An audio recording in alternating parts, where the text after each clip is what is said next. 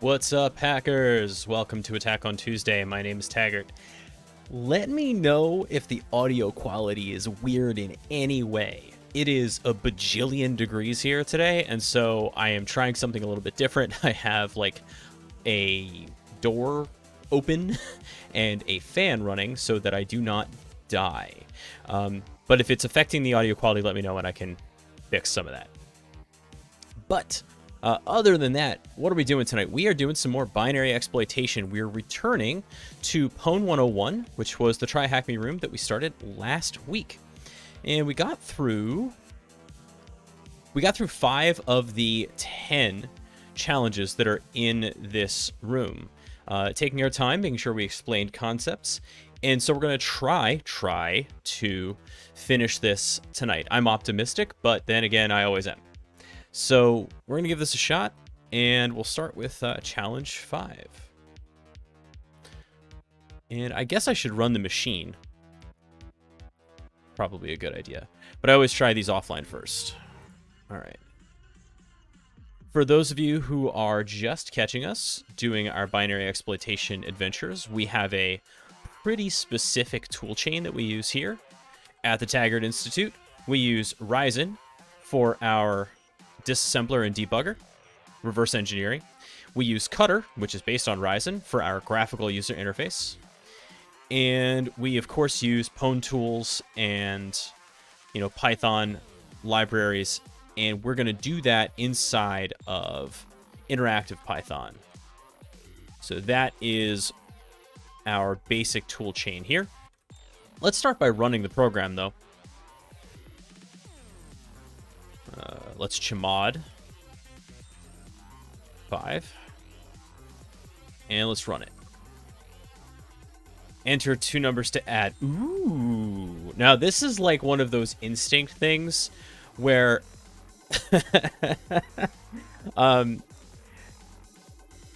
you just you start it's like you know how I can't not put in cross-site scripting payloads to anything that I see with a command line or a URL parameter, same sort of thing.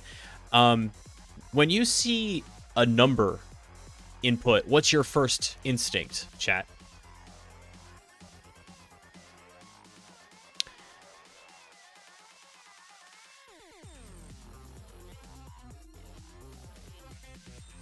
I will tell you that when I was teaching, especially when I was teaching younger kids, when we were doing a Scratch lesson, negative numbers, yeah, sorry. Jumping right to it. Whenever I would do Scratch with kids, and whenever I had them do a thing, we'll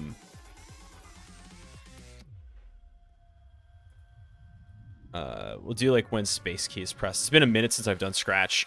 What do I want to do? I want to ask. Yeah.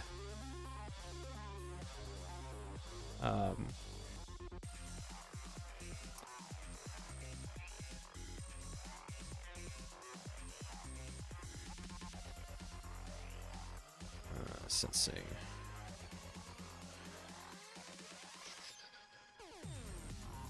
Yeah, this will work fine.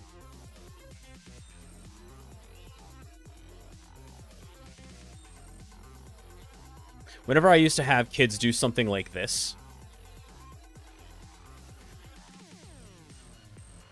right? The first thing they do is put in the biggest possible number they could. Just to see what would happen. And that is not a bad instinct, honestly, for this kind of stuff. But yeah, for sure. Negative numbers is another good one. So we'll try giant numbers first, just because it's fun.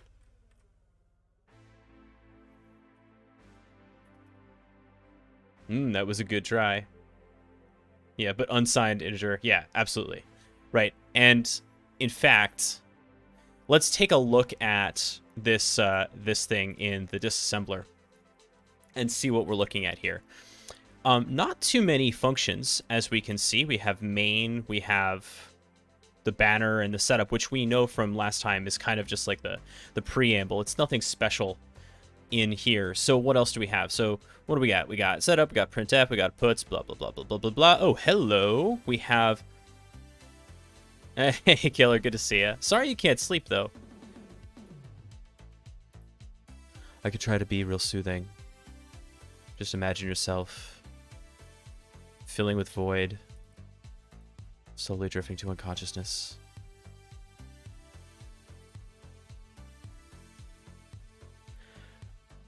But yeah, we have ISOC99, our old pal, which is going to load in an integer. If we look at the variables this is doing, what do we have? We've basically got 64-bit integers. Okay, nothing special there. And we've got a jump. Right, because we're adding 2. Let's see. Where is the add? Start adding.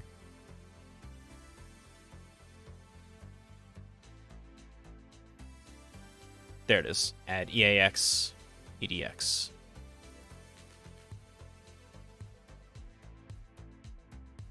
All right. Let's take a look at this in the disassembly, or sorry, in the decompiler. See if this looks any different.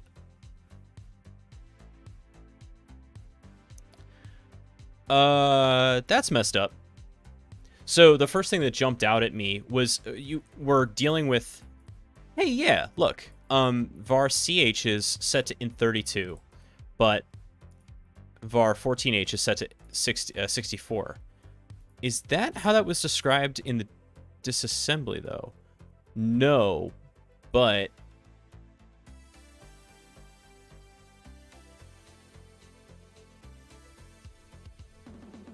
okay, the canary is 8 back, and so there's a canary.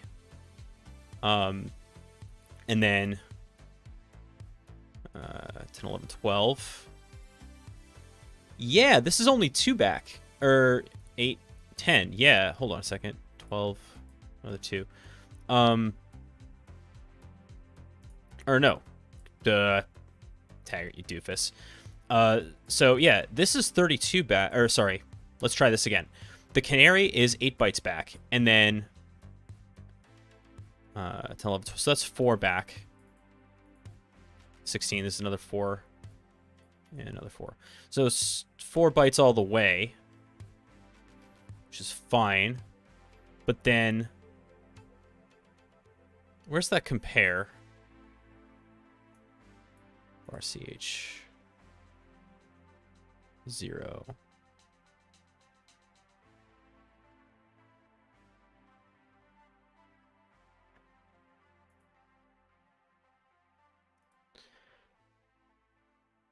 Yeah, the thing of it is that it's getting converted to a 32-bit integer here.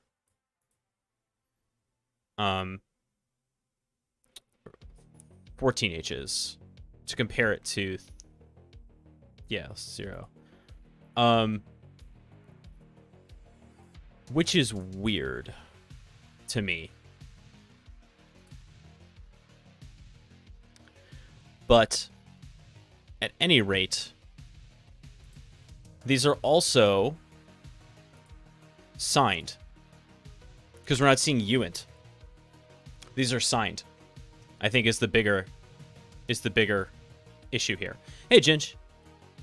So, given that they're signed integers, what happens if we give it like -1, -1?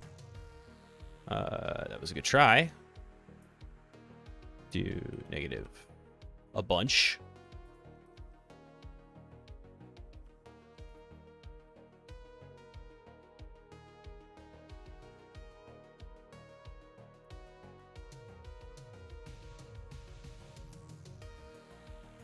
Let's seriously max it out.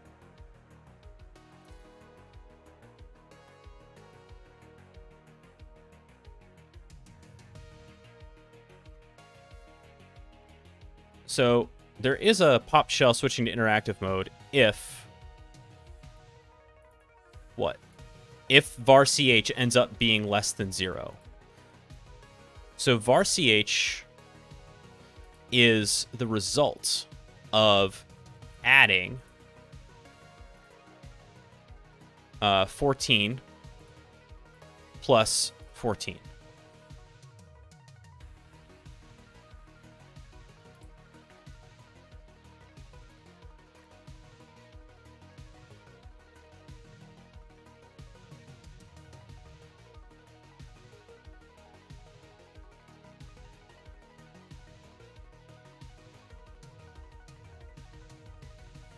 No, hold on a second. If this is the trick. So if var 14h is less than 0, which is the thing that we're reading in, right? And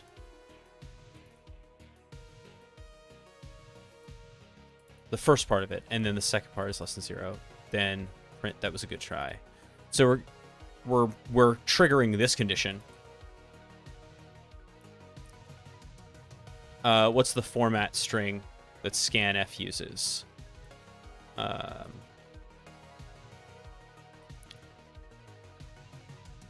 it might only read in unsigned integers. It's a good question. Let's look up that.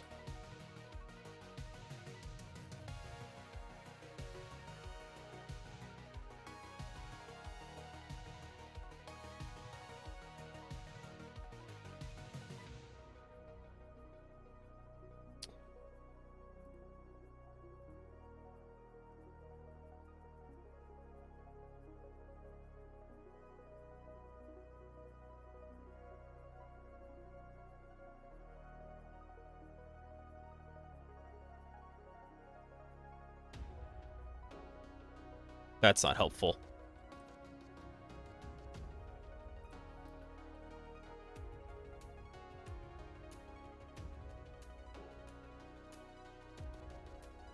I don't think we're going to find the man page for it here. Might only read in unsigned integers. Yeah, although the first argument is address to the format string. Oh, yeah, okay, so if we look at it in the disassembly as usual, it'll be clearer.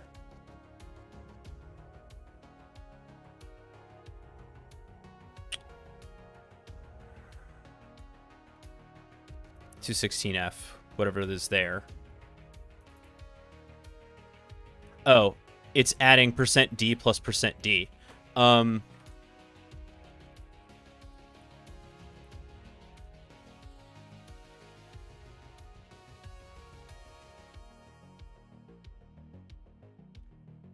%d is just integer. I don't think it's signed, right?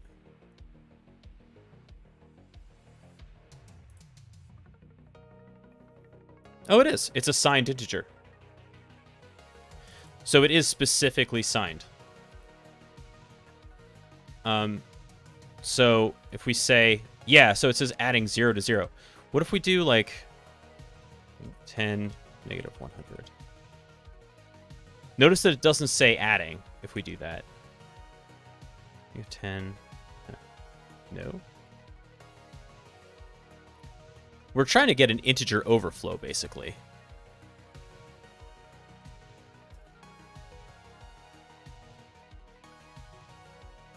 I think.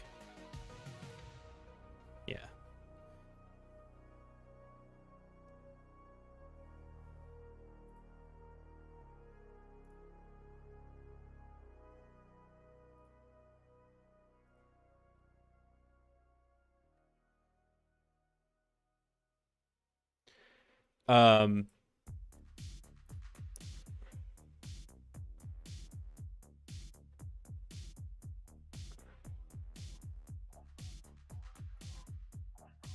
What are we on? Yeah, we're on 5.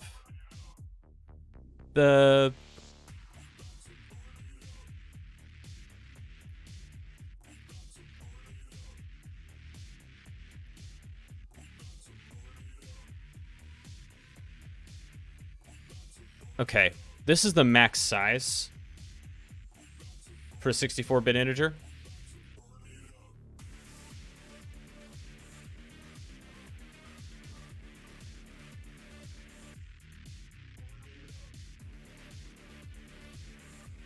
So we're gonna...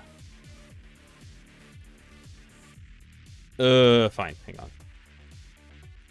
3. Just get this typable here.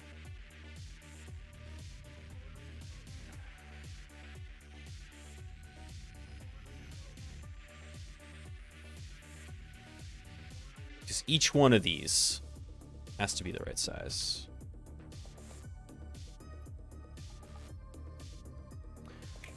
So that was different, because it said adding 1 plus 1.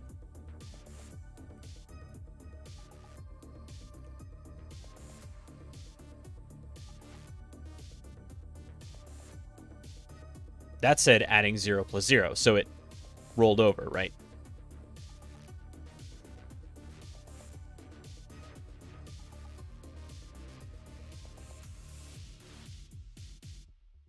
That again said 1 plus 1.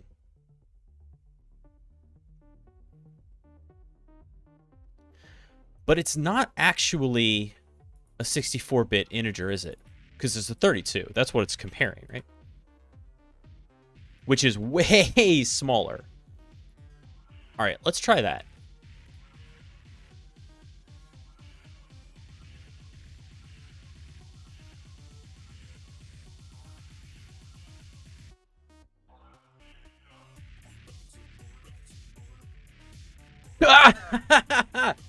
Okay, so it's just a straight up integer overflow.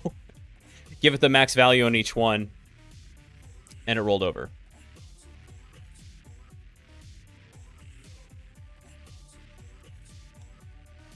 That's fun. Okay, so yeah, that one was not particularly wild. I wonder if that was the actual intended attack for that. That was so simple.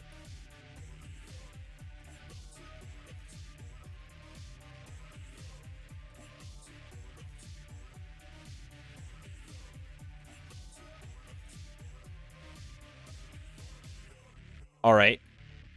That was pretty quick. I don't expect the rest of them to go like that.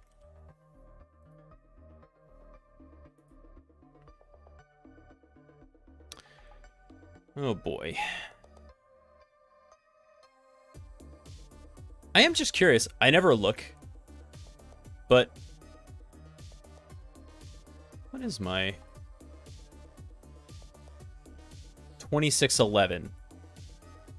Having done nothing forever.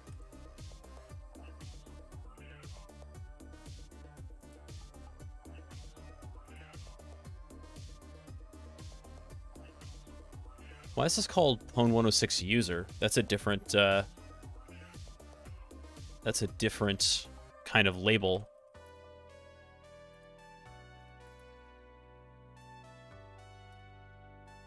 Out of 1 million users. I mean, I really don't know how much that counts for. There's been a little bit of discourse that I've seen about, like, should you put your TryHackMe rank on your resume? I really feel like that depends on your audience. If you know that, don't expect the hiring manager to know what that means. But if you expect the person after the hiring manager to know what that means, by all means, go for it, right? Don't rest on that laurel. Don't make that like the only thing, the only indicator of your study and experience, especially if you're just getting started, right? You're trying to break in to the industry. You know, you will find that the TryHackMe hack the box stuff decreases in value tremendously after like a certain point. And I'm not trying to rag on anybody's accomplishments there.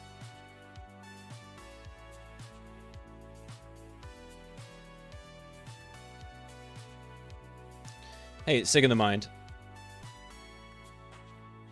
I feel like everyone's put a TryHackMe has been a waste of time. That has not been my experience. I think that there are earnest people with real skills who decide to put it on there, but it is not sufficient. It's not necessary, and it's not sufficient. Yeah, sending a THM right up to the hiring manager. That is, as always, thank you, Orbital. Writing samples are the thing that I always want. I always want in an interview process. I want to see your thinking. I want to see your process. I definitely like having writing samples as part of an interview process, because also different than interview questions, right? Because a writing sample allows you, not everybody's the best writer, but that's fine, but it gives you time to collect your thoughts and compose a response to a prompt. Or if it's a write-up of an actual procedure that you undertook, like doing a TryHackMe room or a Hack the Box box, I want to see that. That's, I think, a really valuable indicator to a potential employer about what you're about and what your thought process and your work process is.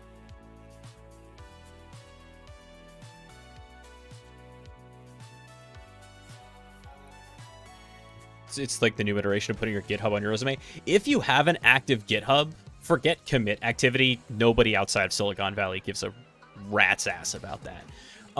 But if you have an active GitHub with like real projects, definitely put that on there. That is super valuable. That's absolute, demonstrate, depending on what you're applying for, but that's really, it can demonstrate a bunch of things. It can demonstrate your programming prowess, but it can also demonstrate maybe your community management, project management skills. Really, really cool stuff in there. All right, what are you all about, 106?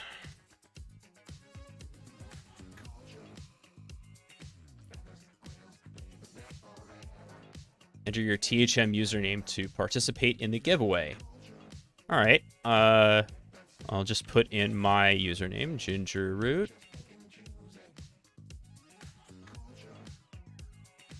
That's it, huh?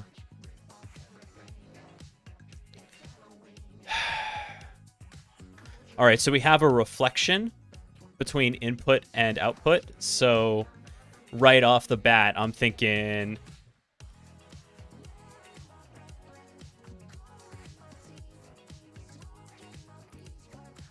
Ah, crap. Starcadian song. I love Starcadian, but DMCA tends to get this, so this may be muted on the Twitch file later. Fair warning.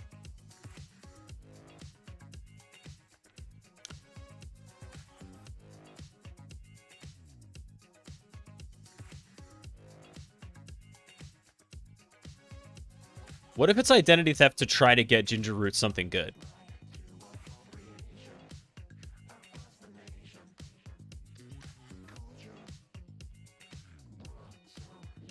This one we'll look at in Ryzen just to mix it up a little bit.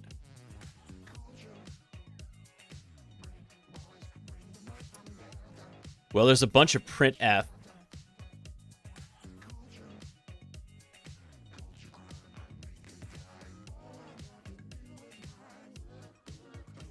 Do the ends justify the means? Well, Kant said no. But Kant also believed in a categorical imperative, which is basically not applicable in any sense of the word.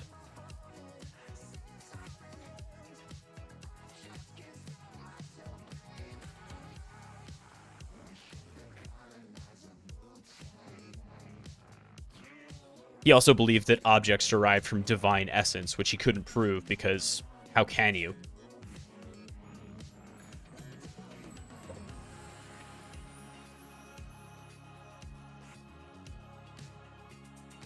Yeah, actually, hey, Killer, if you're having trouble falling asleep, I strongly recommend giving a critique of Practical Reason a try.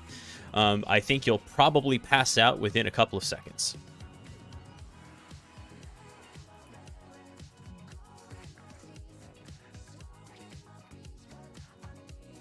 I lied.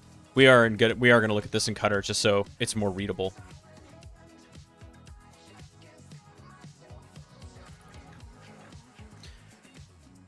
Okay, what do we got? We've got a bunch of variables here, bunch of integers, and a buffer, looks like. Okay. Oh, look at this. We have parts of a flag, right? Flag redacted. No, this is not. This is like the fake flag. I think the reason it's giving us this, right, is to say where is this on the... Where is this looking in the stack, right? Or showing it to us. This is what it looks like, right? 5B5, 646, 585. That these are the parts of the flag that we want. And by the way, so since we have this, it's kind of a cool trick, right? Let's do from pwn import everything, and then unpack.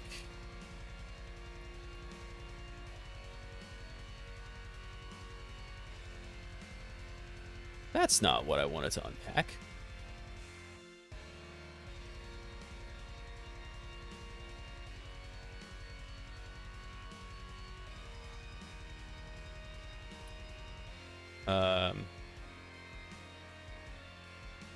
You can pack. Thanks. I was going the wrong way. Yeah, there we go. So we can pack those and get the byte string. So, look, we've got this printf situation going on.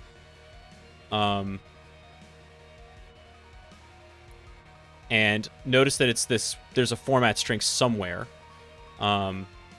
Thanks. And then, where is that format string?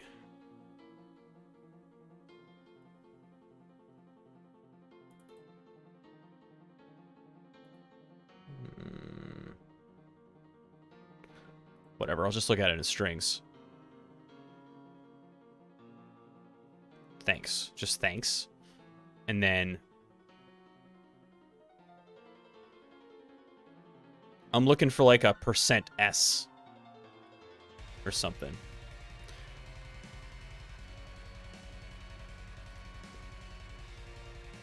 Just says thanks.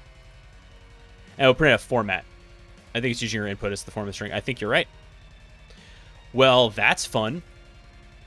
Yep. So it's two. That was my confusion. It's 2 calls to printf. Hey, Arbrins. Good to see you, bud. Yeah. So it's 2 calls to printf here.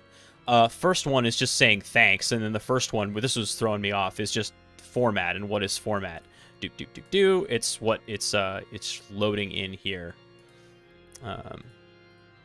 Okay. Meaning,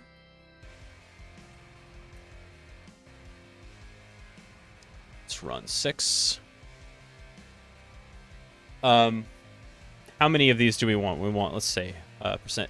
By the way, actually, since we had the format string thing up, check out what so we could do, I want pointers. Strings is going to get messy. I just want pointers. Let's see how many of these I can get. %p, %p, %p, %p. That should be more than enough. So check that out. We see the same kinds of values that we saw before. So it says thank you and then all this stuff. What we're looking at here, by the way, for those of you who are not familiar with this, is a format string vulnerability, meaning that because the input allows us to give it what it is tantamount to a format string, and it's using what our input is as its own format string when it calls printf, the format components that we add to our own input will be honored, meaning that if we ask for pointers, it's going to give us pointers. If we ask for strings, it'll give us strings. So that's kind of awesome, right? And so we're pulling off these values that were assigned to registers. And as you just saw, right, if we P64 that one, if we do the same thing for this, I know I don't have all of it. All right, there's flag red, and then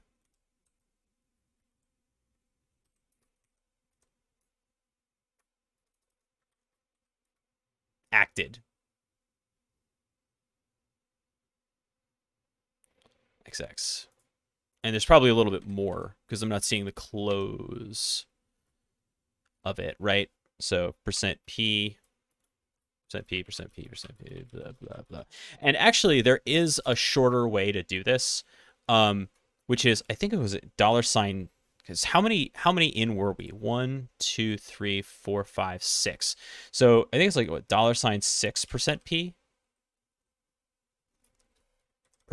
percent. I had it backwards. Thank you. Sorry, %6 $p. And then we can do %7 $p, %8 $p, and we'll do %9. And what we're doing is we're cutting to positions. Yeah, there we go.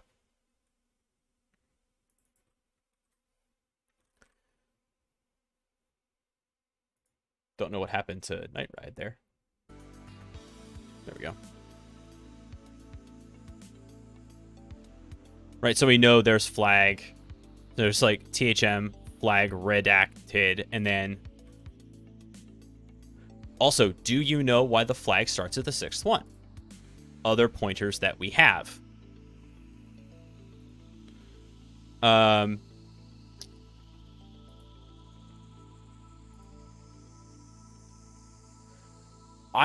gonna make a bad guess, I think.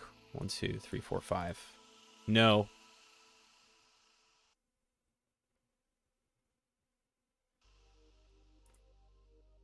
I mean, that's how many pointers back we have on the stack, basically, is what my understanding is.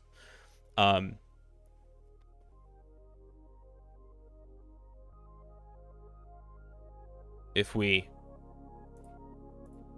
look at the stack here, 1, 2, 3. I'm going the wrong way.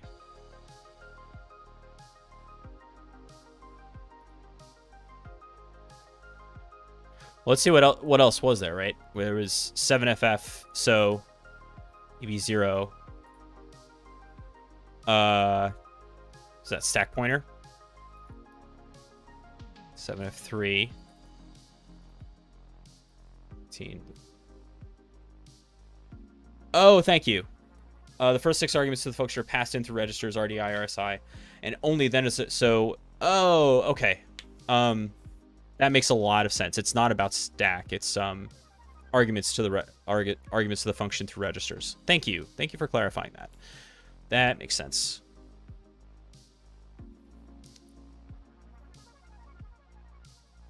So it's like the it's like the stack equivalent of argv, where you got to get past the stack first. Ginger root with the cool link. Oh, look at this. This is very neat.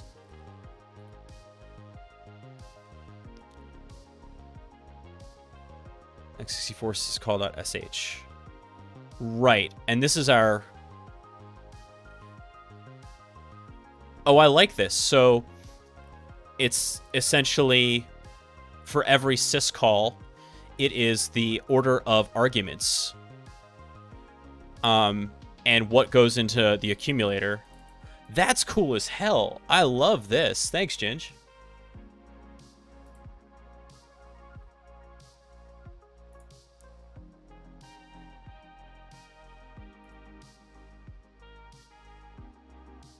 Just a 64-bit. I think that's right, Matthias.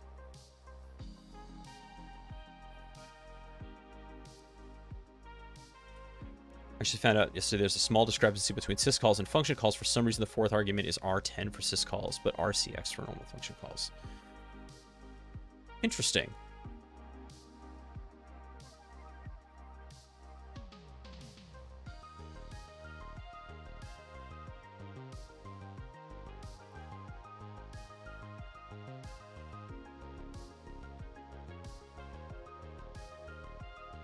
All right. So let's try this out.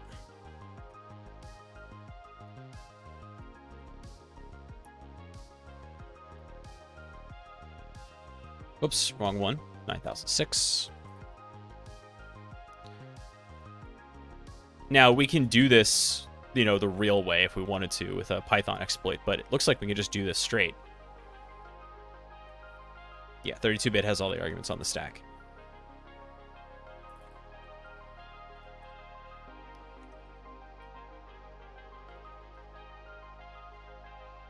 Yep, there we go. This is like the manual way of doing it, right? And we can certainly automate this. I've got caps lock on, that's why that was happening.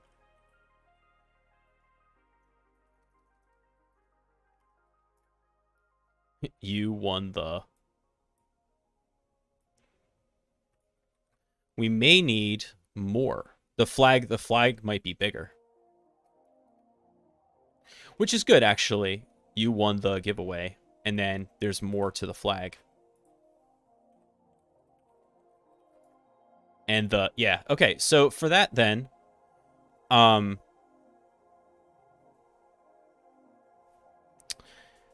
say,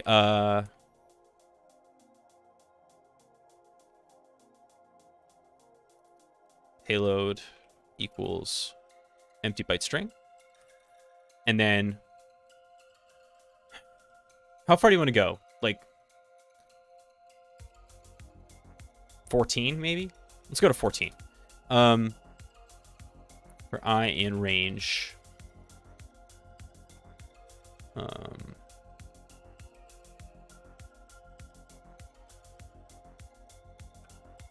Yeah, 6, 14.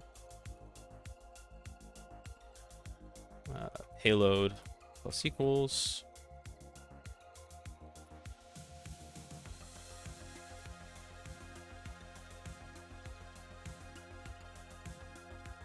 Can you do a format byte string?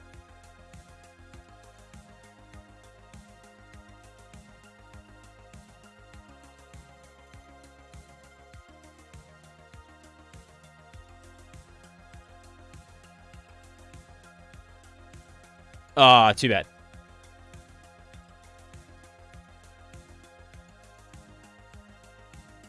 Okay, but you can run in code, so that's what we're gonna do.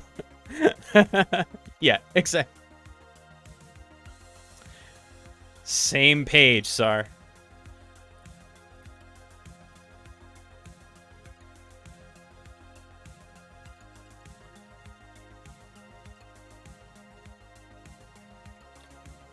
So that's going to be, right, % I, $P, dot encode. And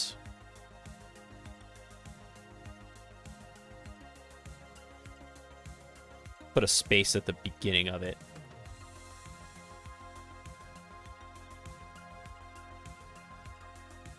Love it. Okay. So then con equals connect. And to that. Port 9006. Con.receive.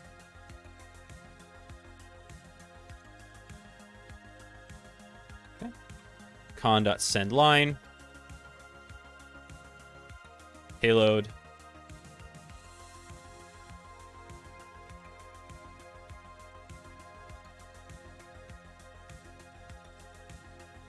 I'm looking for that 7058.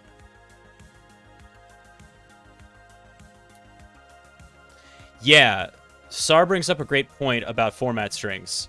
How you can not just leak data, but also write data to memory. And that is with specifically %n, right? %n does some weird stuff.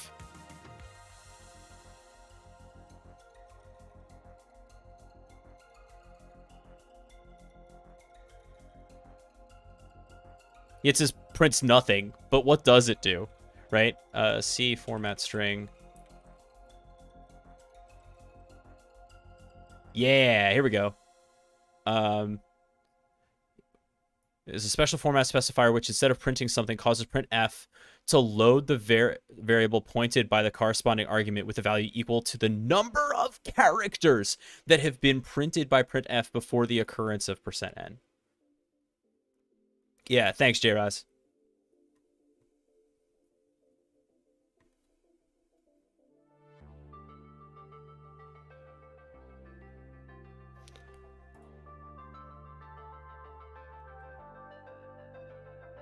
So that's kind of wild, right? There are 10 characters before the % inside the printf, and then you %n,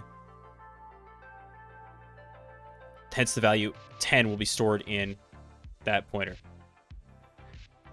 I still have no idea why it exists or what the legit use is. So yeah, there are some things like that. Like, what was that for?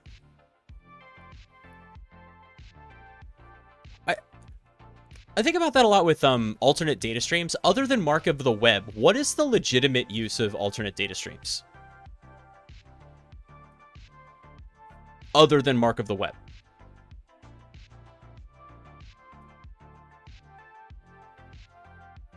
Hey, White Rose, thank you for the follow.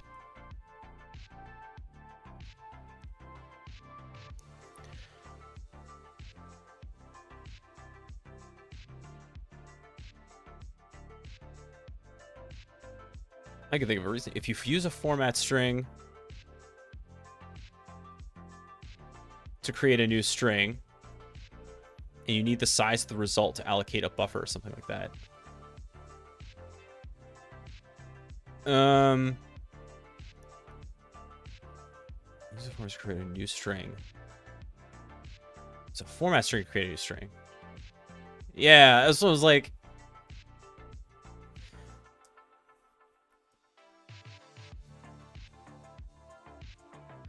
I think we would have to essentially get into Dennis Ritchie's head to know why that exists. And I don't feel like doing that. Doesn't ADS predate Mark of the Web? It sure does, J-Roz. But like, other than that, I literally cannot think of another use for it that isn't just for hiding data. Okay, so where are we at? I'm looking for that 7058. I don't see it, though. Although we're getting out of printable characters here, so I think we're close.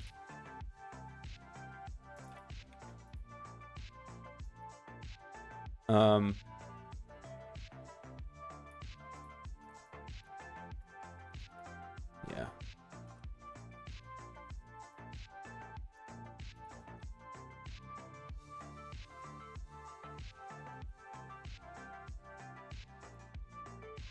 You know what? We'll say flag equals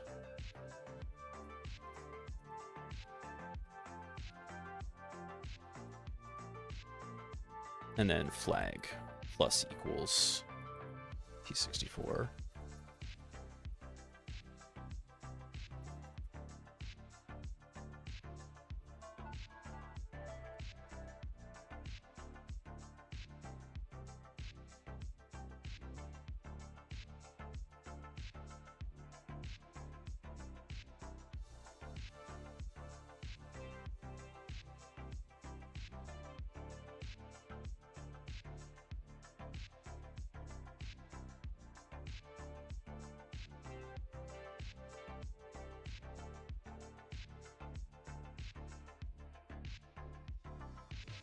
I didn't know that. I didn't know that the dot file name being hidden was a bug.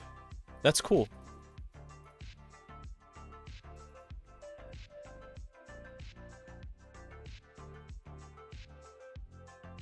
There we go. You want to give away, and this is your flag.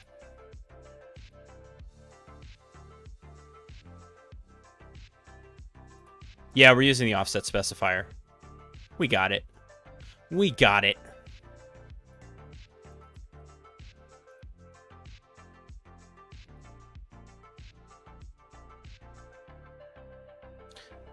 Oh, I was gonna say, like, I don't know about easy TryHackMe. I mean, so far, I haven't had to build a ROP chain yet, but okay, they're calling it medium. I feel like, given that it's binary exploit, I feel like binary exploitation without guidance gets a bump in difficulty. That's just me, because it's so antithetical to the way that I think about the universe. Thrill as a web developer attempts binary exploitation.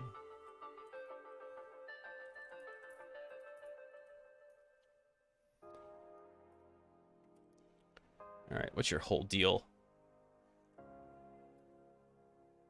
Gamer Exiv, thank you so much for the follow.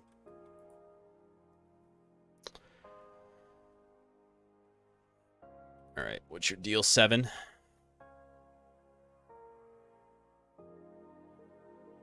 You are a good THM player. Aw, thank you. But yesterday you lost your streak. You mailed about this to THM and they responded back with some questions. Answer those questions and get your streak back. I don't want to do that. Ahaha. We have a canary. Let's check sec that.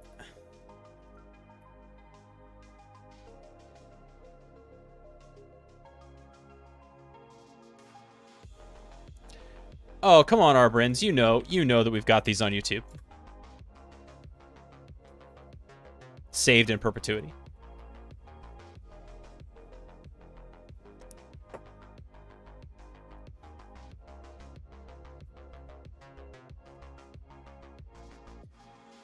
So this thing comes with all the fixins. Canary found, NX enabled, position independent execution. Hooray!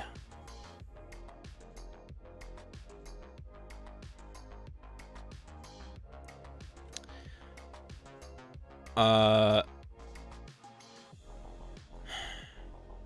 right, let's see what the deal is.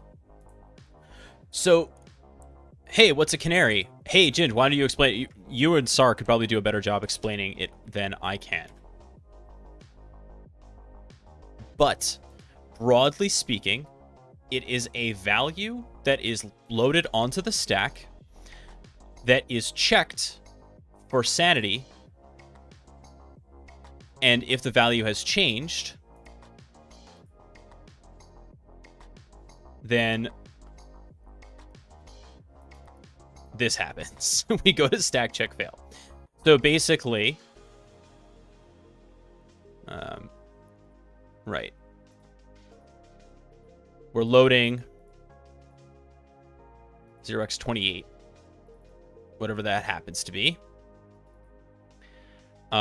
into RAX, and then we load that into our canary value.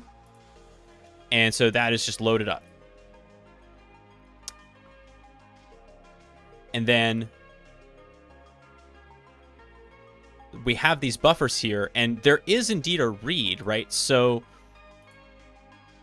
if we're not careful with this read,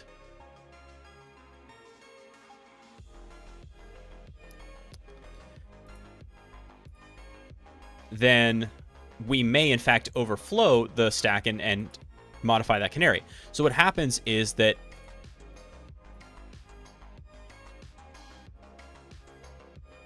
yeah.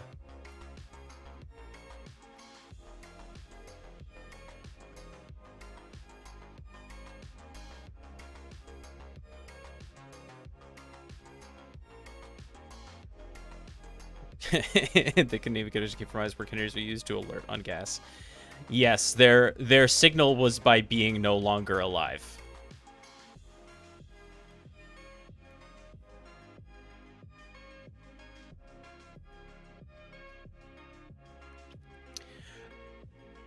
Quick tangent. Since I am from Pennsylvania, if you haven't heard of Centralia, Pennsylvania, definitely go check that out. So basically in the 50s, Pennsylvania, big coal mining area, and in the town of Centralia, there was a big coal mine, and essentially in the 50s, a lantern was tipped over near some pretty high carbon. Yeah, Orbital knows. It is a creepy trip. High carbon, I want to say anthracite. And yeah, so it started an underground fire in the mine. They caved in the entrances, and the fire is still burning to this day. Now, it's been a number of years since I was last there, and basically it's a ghost town, but there are a few residents who refuse to leave, right? Like, no one's supposed to live there, but there are a few residents who refuse to leave. And if you drive through there, which you can do, the ground will just start smoking sometimes. It is... Oh, is there oxygen still down there for... It was, I mean, there's got to be a feed from something. Yeah. It's not fully airtight. And coal is funny that way, right? It can burn incandescently for quite some time.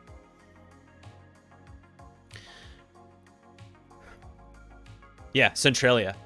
Very strange part of the world. And the reason, like, everyone's kind of just waiting for the whole thing to cave in and become a hellmouth, which hasn't happened yet.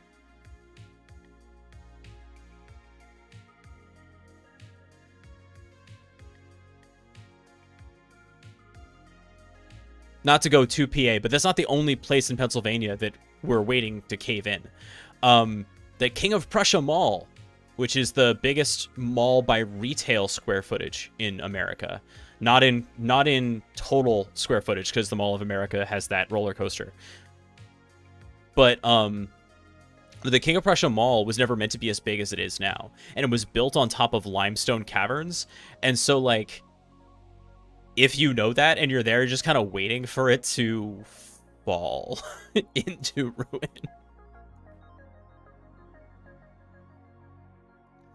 Pennsylvania facts.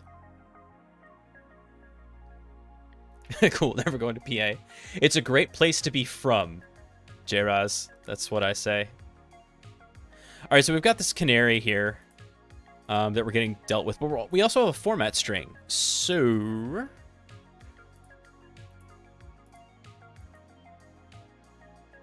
where's format getting loaded?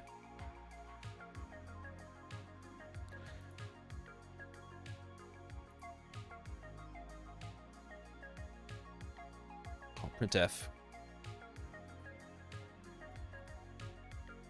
Yeah. Yeah. There it is. Okay, so same deal actually as last time. This is actually pretty well scaffolded, I will say. Challenge to challenge. I believe there's a format string vulnerability in this, so let's confirm that.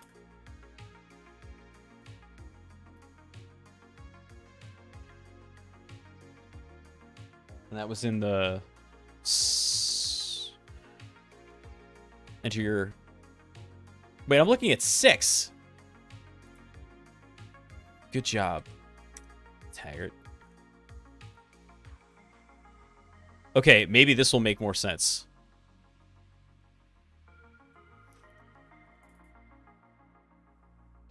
Wasn't Centralia the inspiration for the aesthetic of that awful Silent Hill movie? Never saw it.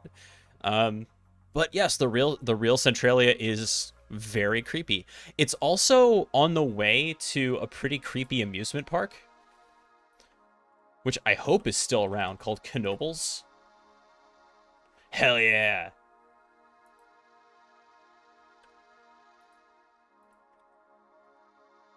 Knoebels is still around.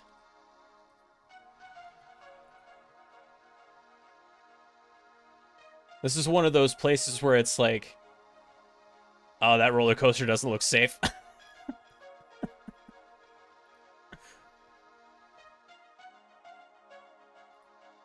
Okay, so where's our printf? What's your last streak? Oh, it's like right away. That's the best park since Dorney went commercial. Oh yeah. Dorney Park. I haven't thought about Dorney Park in a minute. And Wild Water Kingdom.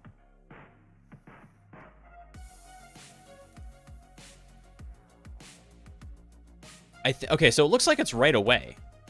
Let's give it a shot. Yup. Right away.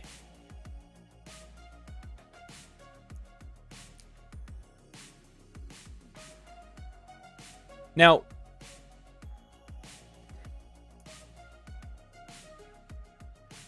if true, so what's our situation with the flag here? What do we have? We have a get streak. What's this get streak function? Oh, lovely. Sar, I think we may, in fact, have to use the %n trick.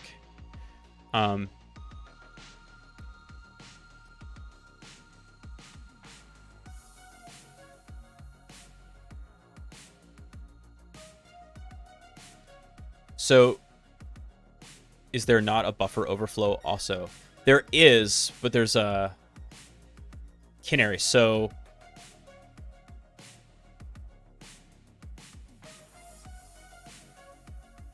this is the part that I actually need to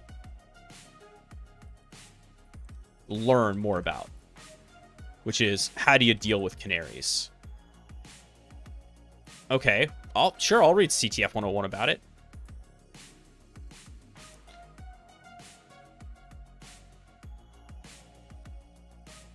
Yes, I think you're right.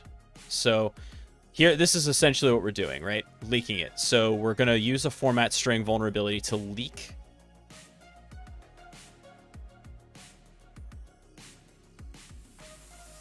the canary. We can tell because it's roughly, okay, after the buffer start. Ends in 0, 0, looks very random. Yes, full rel row. If we count the number of addresses, it's around 24. Okay.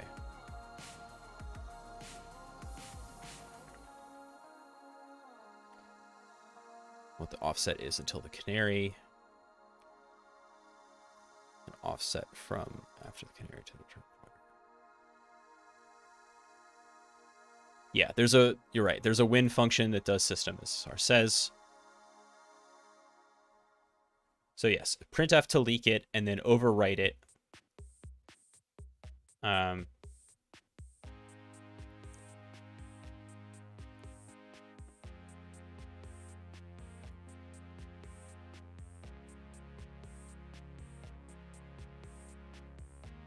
Also to target over the return value on the stack. It's easier to just leak the canary. Okay, so all right, let's see how far back it is. So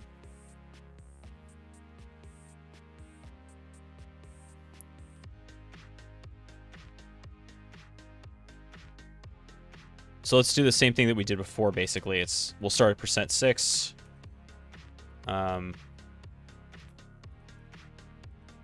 Just let me get that payload, actually. Basically do the same thing we did before.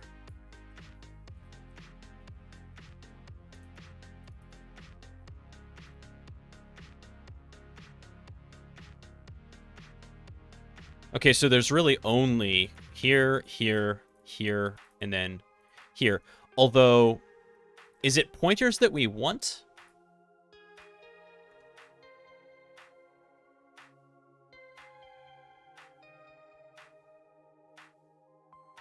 Seems like yes. 7, 8, 9, 10.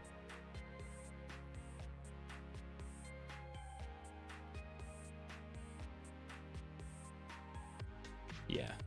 So that's just like a value. Okay. And then this one right here.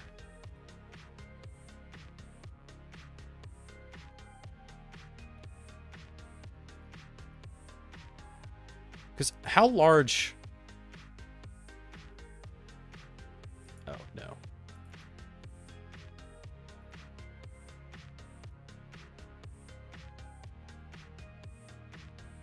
Okay, so we're...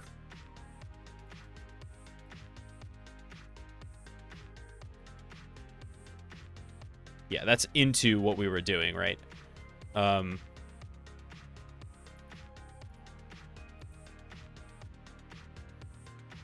And our canary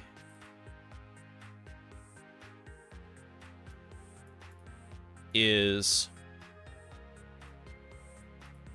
8 bytes. So 2, 3, 4, 5, 6. So we're not, unless we're seeing it here. All right, see you, Arbrins. Thanks for hanging out.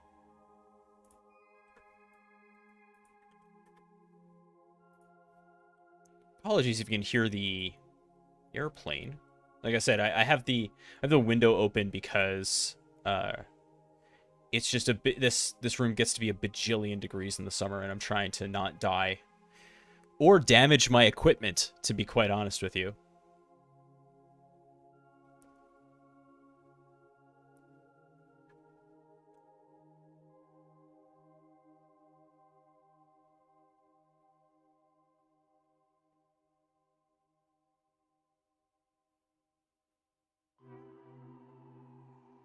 All right, so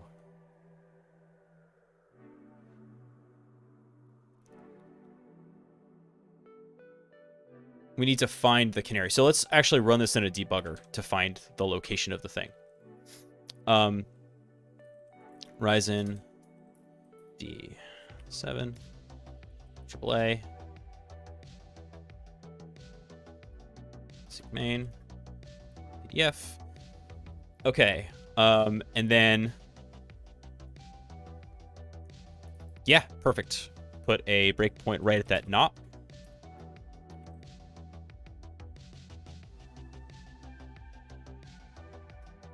And we'll say what? Percent 6, percent P, just to put it there. We'll say, actually, percent 8, percent P.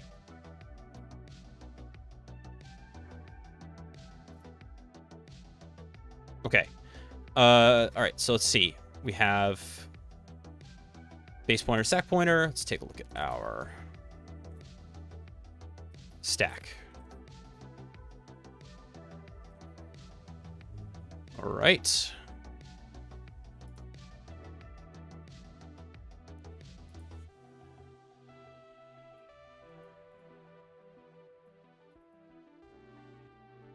And our canary ends in what, a null byte?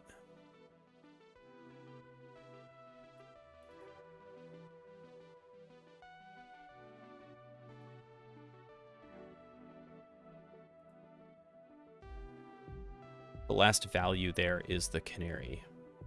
You can tell because it's roughly 64 bytes after the buffer start.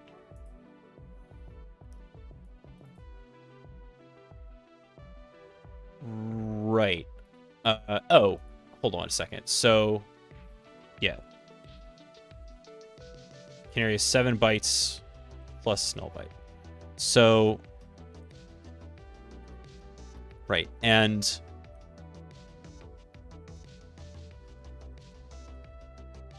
it is right before the saved instruction pointer. So, hold on a second. Our canary is at the base pointer -8. And so the base pointer is at BF20. Aha.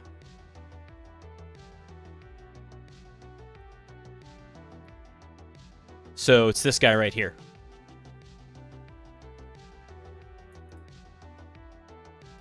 This is our canary.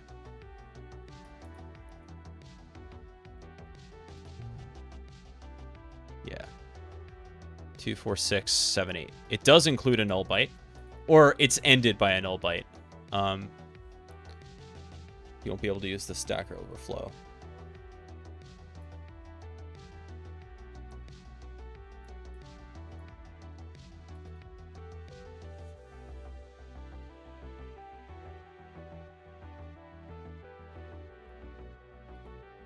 Okay.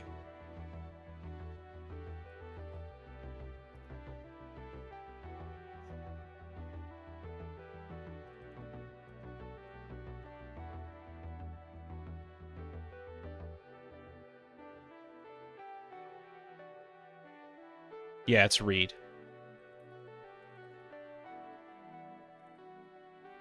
All right, let me put... Oh, the breakpoint's still at the not great.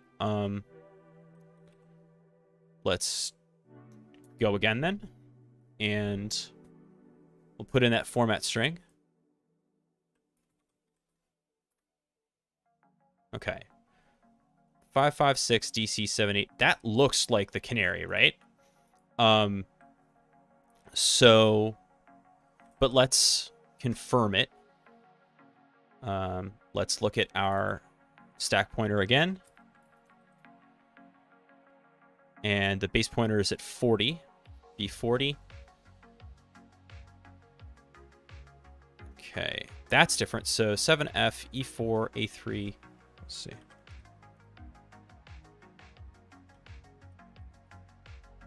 Yeah, we're not seeing it.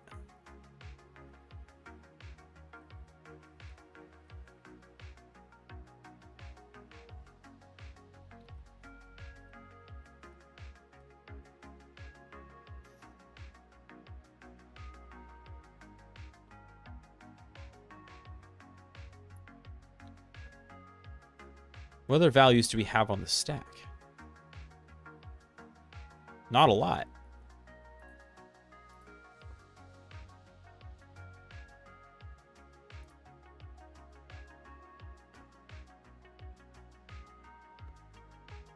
It's at 38.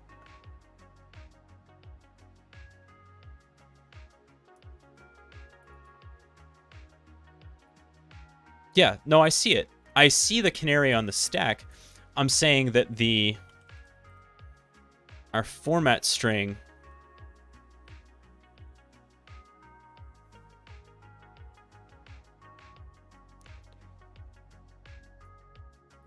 29268031.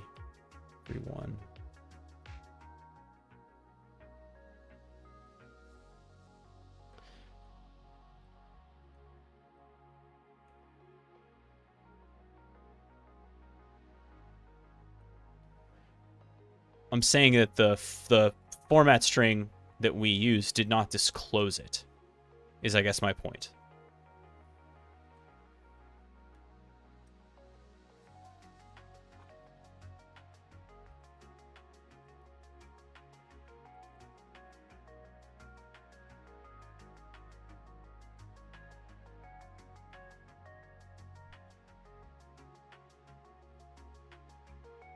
Yeah, we're gonna go farther. Further, I should say. Farther is farther is a statement of distance. Further is a statement of degree. I guess either one applies in this case. You would expect it to be at 13.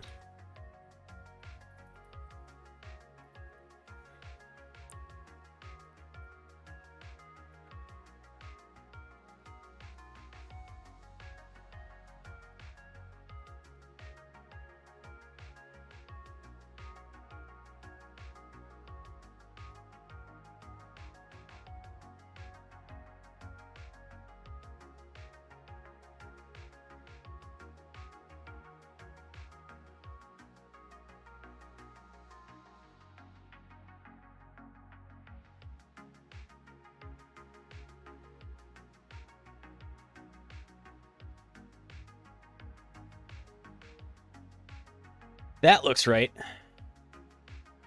11, 12, 13. Let's just confirm it. That looks right though.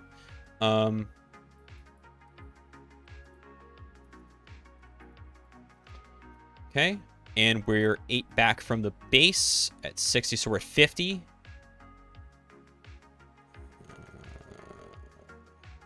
It 3C, yeah. There it is. Okay, so C3, 8. Yeah, there it is. Okay.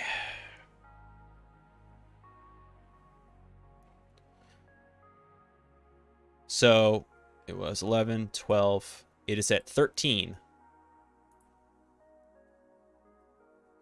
So the canary is at 13. So we figured out that part.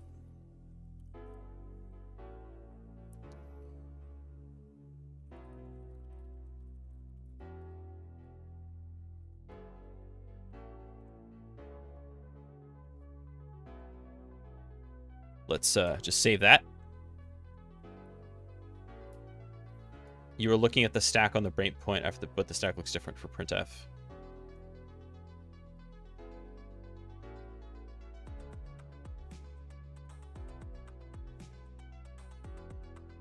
I guess. I mean, the canary on the stack was where we expected it to be. It was just that we needed a different offset here to get at it.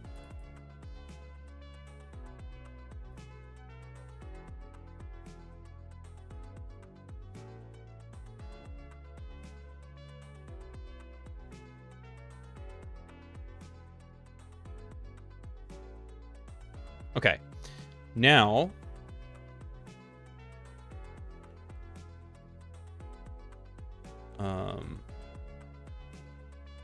what comes next?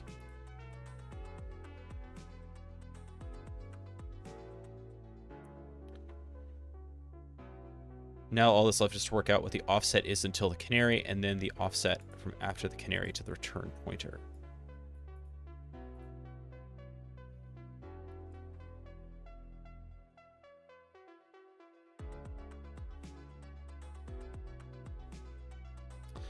Well, we kind of know that, right? So The canary is 8 back. Our buffer is 0x20 back, 32 bytes back. And then our... What is this buffer for?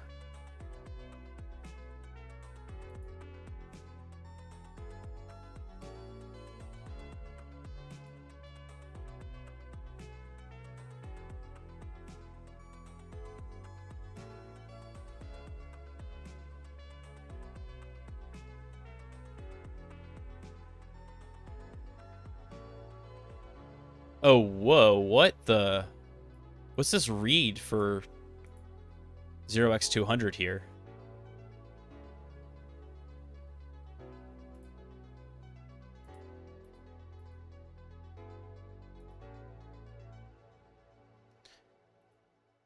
That's, yeah, I mean, that's what I thought. That's the buffer overflow.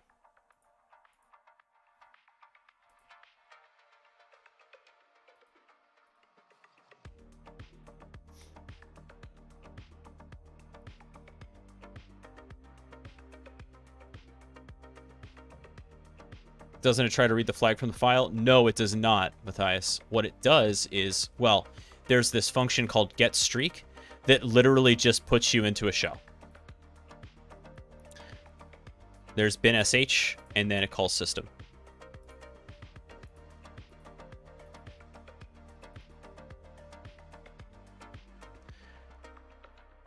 So that's what we're doing.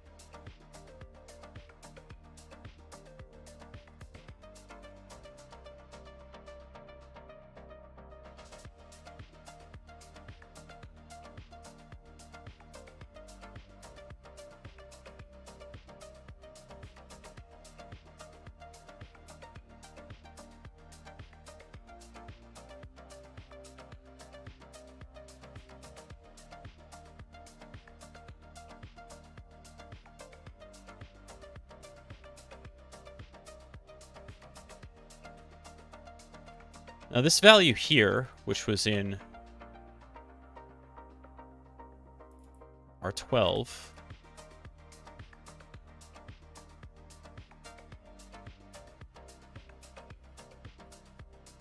makes sense, right? So we had the registers up and then came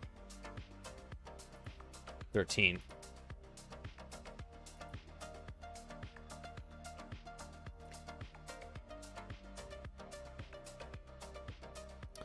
Okay, so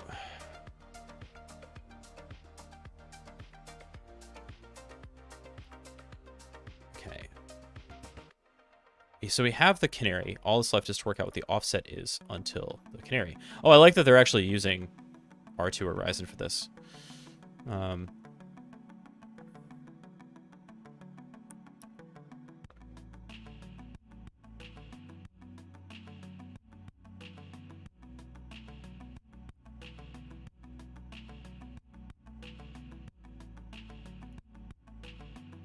canary is set a little later. Let's just break it.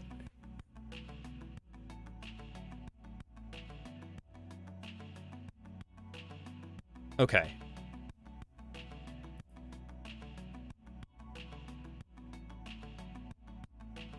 So basically we need to find the distance between the canary and the pointer, right?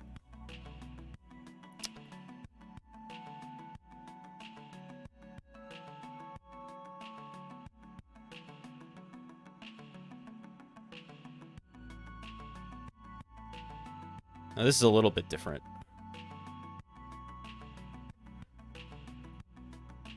But we can also just check this out, right? Because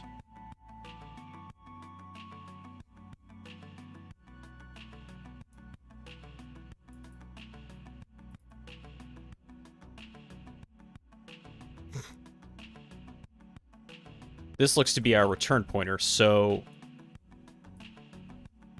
we're talking about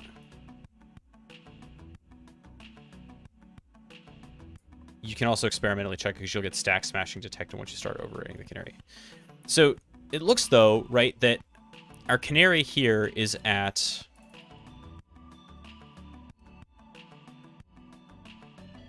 58 in this case.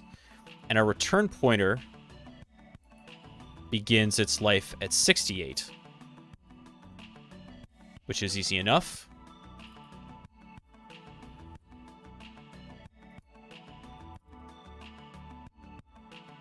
Right, so you're talking about 16 bytes of difference between there and the return address.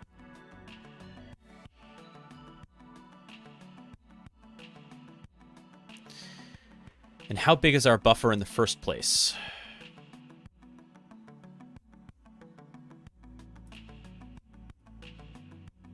$32.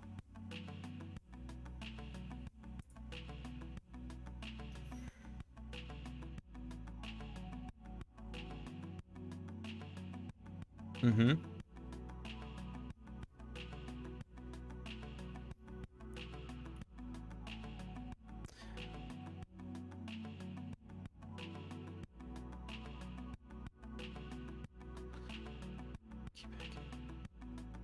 Call read. So it just calls read. It literally just, it says keep hacking and then call read and then nothing. So, okay, so there is an overflow here.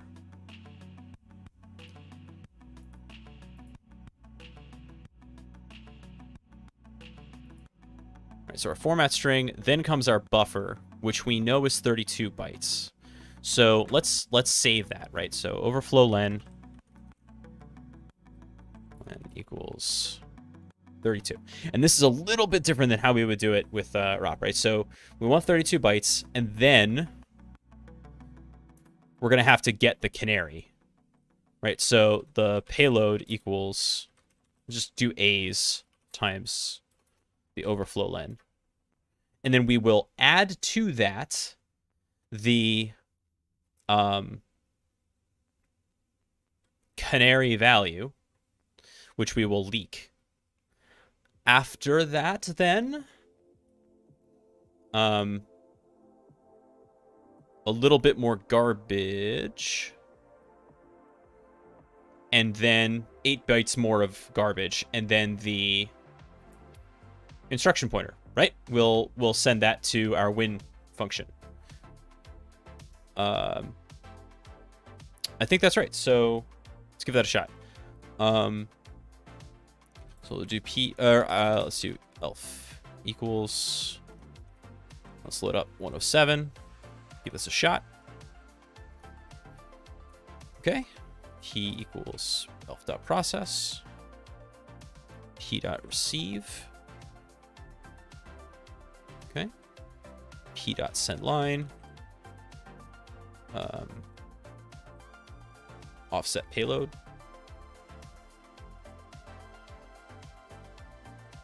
Receive. Okay, so what did we get? There's our current streak. Okay, so payload. This is where we have to fill our canary here.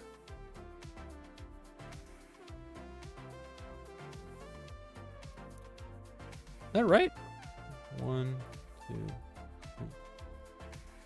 It looked too long, but no, that's right. And then payload.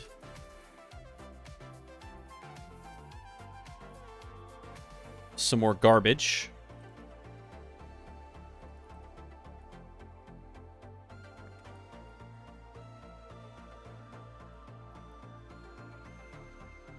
And then P64 elf.symbols. What's this thing called? Get streak.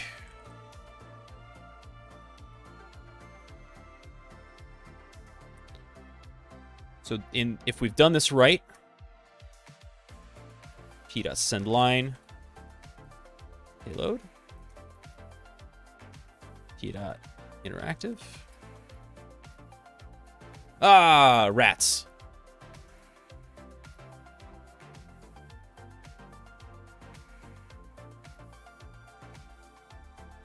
Stack smashing detected. So we were over a little bit. We didn't get that entirely right.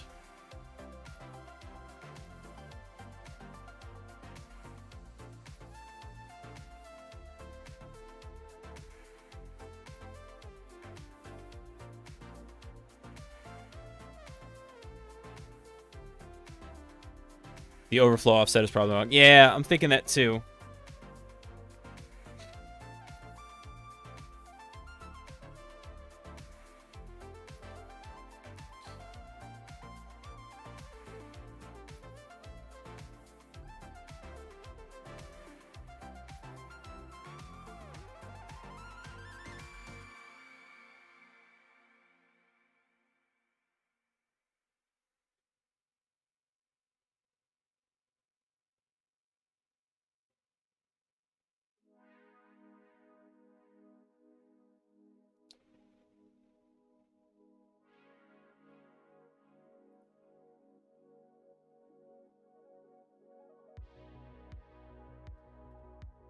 I mean,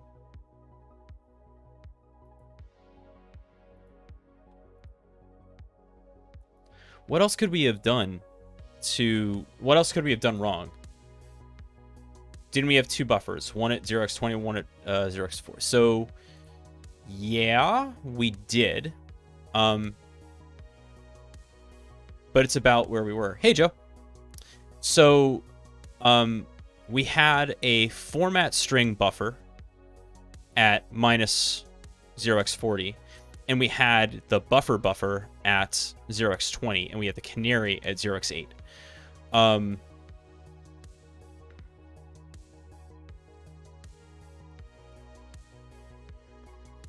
would just start with inputting 32 characters and then add 1 until you reach a stack smashing detected.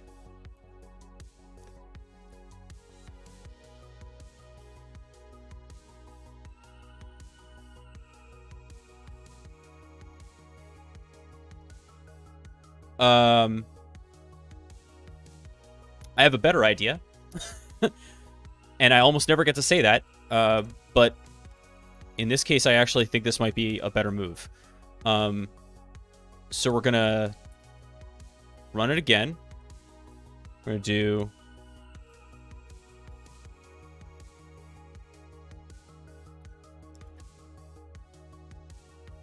That don't look right. Let's see.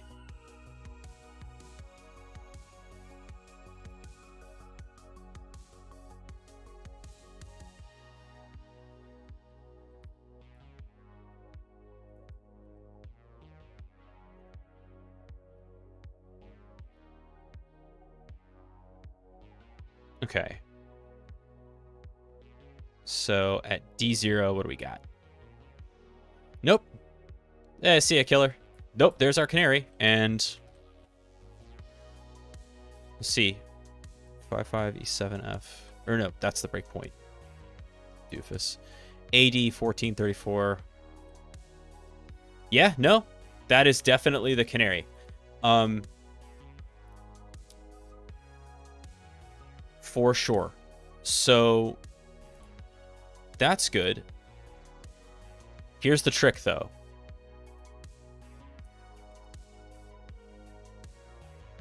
Okay, we're going to run that again.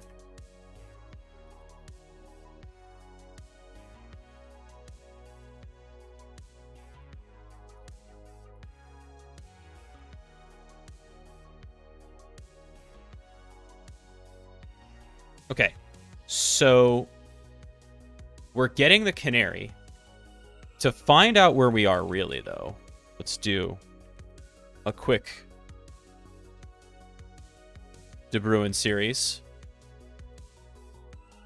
See if we can make heads or tails of this.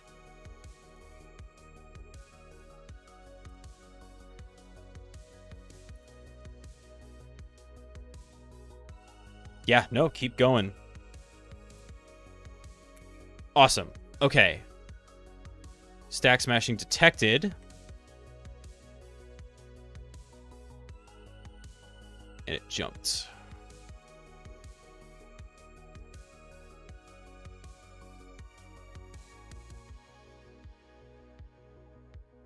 I was really hoping that we would see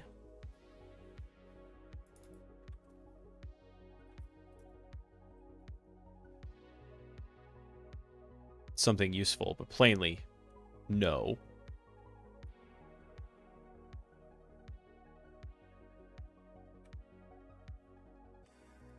All right, one more time.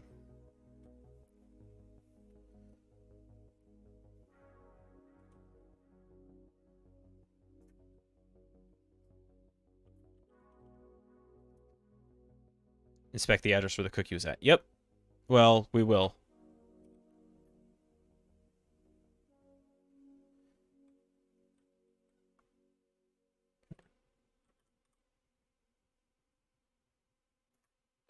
Okay, now we have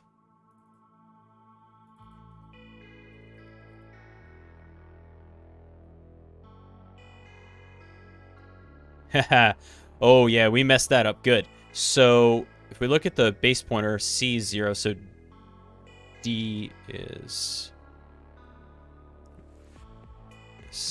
B is back. Yeah, we overflowed it real good.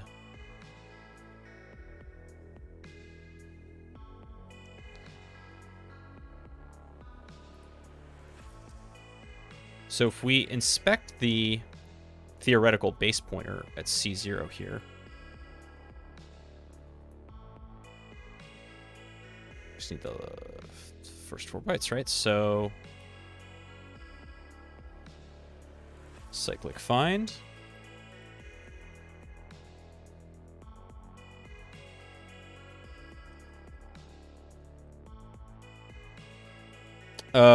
I gotta endian that, don't I? Yeah, 0x61, 61, 61, 69.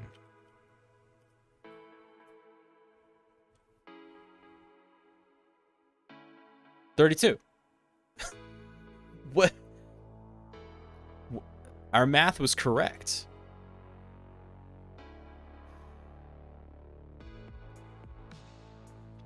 But plainly, like, we went bananas. Look how far past that we filled. But this was position 32, right? This was the buffer, right? So, and we filled. So here was the problem. Here was the problem. What I didn't do was I didn't take into account the canary wasn't 32 plus 8. I mean, that's how the stack is laid out, but I actually don't think that's right. So let me tell you why. It's that's the address that we need. So I think, yeah.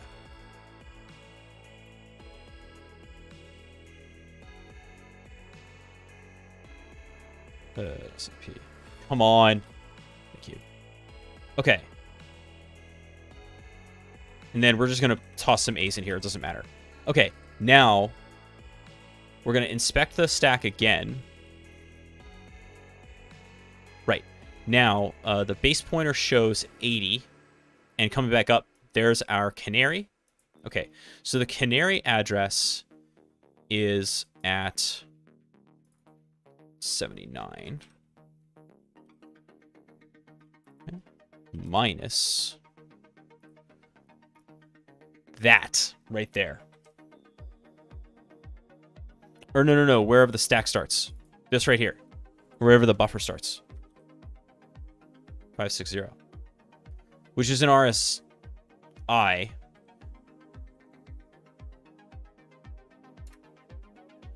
$25. That's the difference. We needed the distance from the start of the buffer to the canary. which is 25, not 32. 24. Why 24? Because we don't want to fill it. The null byte is part of the canary. Thank you. I was a little curious why I was seeing a 9, and I forgot about the null byte. Thank you, Sar. Yep. Okay, so 24. That was like weird to see something not divisible by 8, but whatever. Okay. That makes more sense. And so the overflow len is actually 24. Okay. That means that payload equals A times overflow len. And then we'll say P equals elf.process, P dot receive. Okay. P dot send line offset payload. Receive. All right, there's our canary. So then we'll say payload plus equals P64, as we did before. Okay. Then a bunch of B's to get over the base pointer. And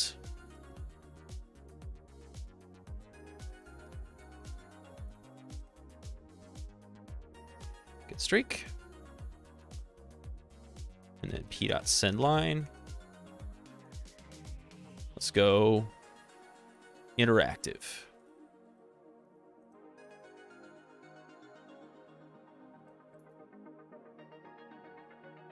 So that's how we got a segmentation fault. But we didn't actually get a stack smashing detected. So that's improvement.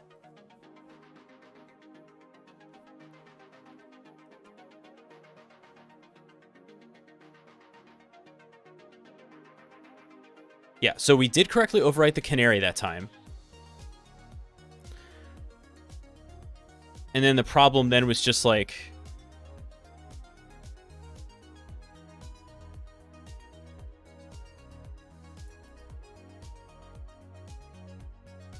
position independent. Yeah, pi is enabled. Does it have to be a real base pointer?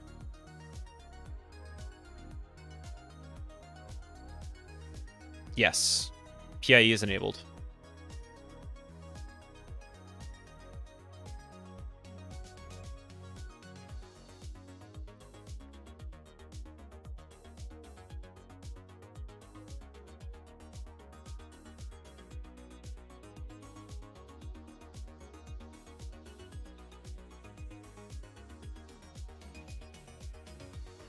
Oh, it means the address of the getStreak function is randomized.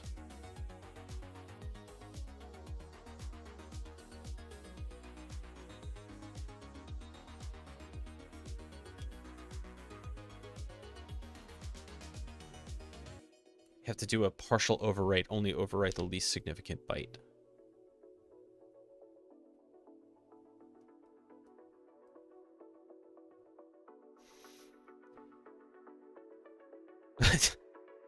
Okay, leaking it at the format string makes more sense. Let's see if we can figure that out. We'll do that.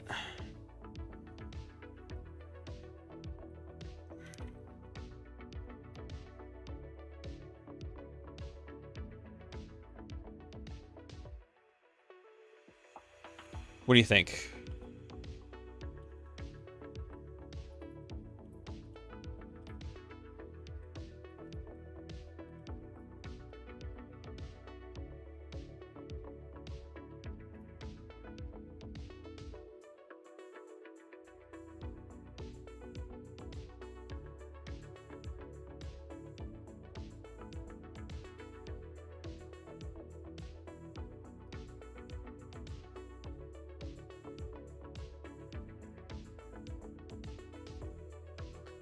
Well, nerds.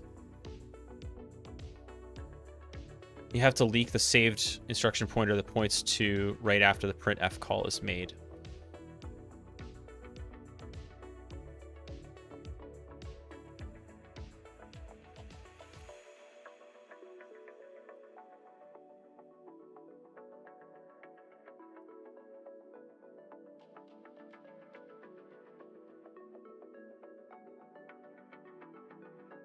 Do I? The honest question. So I don't know entirely how the randomization works. What is it? What is this execution is 70 C main. No. Okay. Because this is something, right? It's in the actual memory space. What is that? It's not the instruction pointer. It's R12, whatever that is, but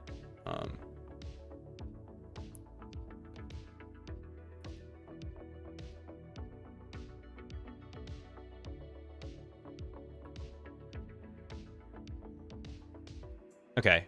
Let's kill this OD.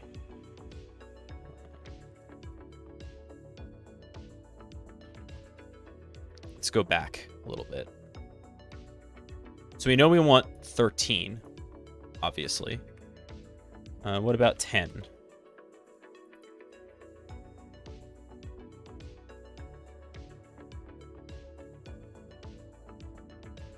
Nil. Cool.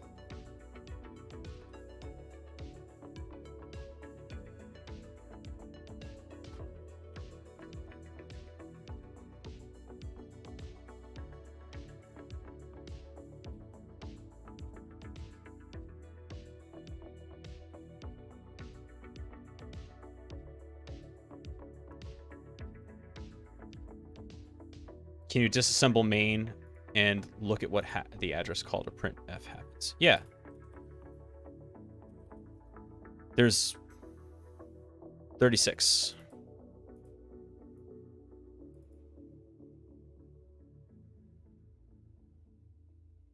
At least one of them. The other one's at 25. Your current... So this is the vulnerable printf.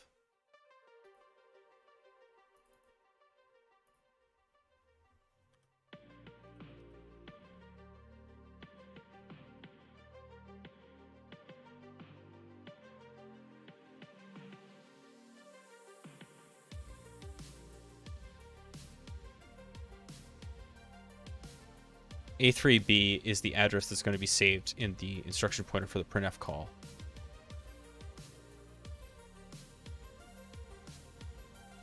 So we should be able to leak some value from the stack with the format string that ends in A3B. Okay.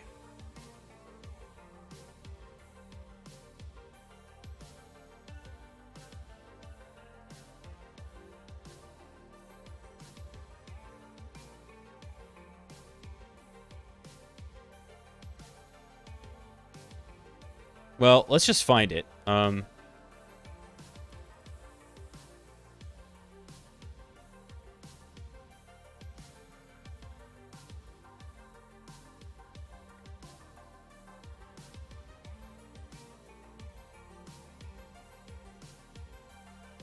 Should be right after the cookie. Well, let's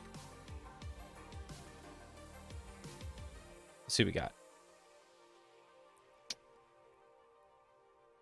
Why did I do it in hex? I wanted P, not...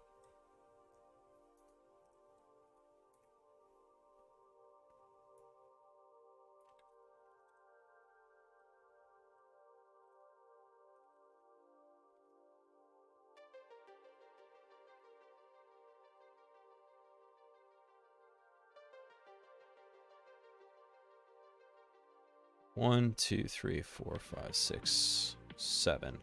I only hit 7 because I ran out of space. Okay, so let's try.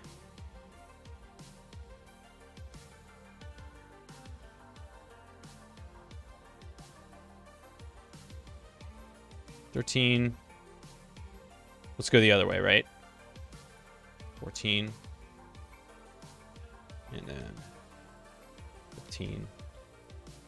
And 16. Just to be clear.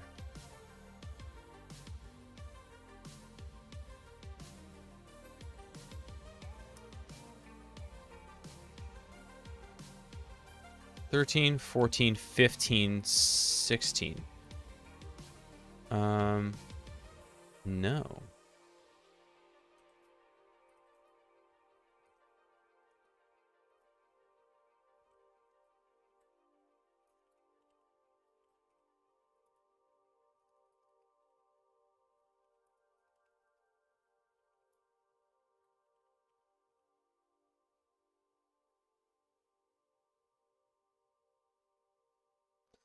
So we know that this 780 keeps getting leaked. And what is that?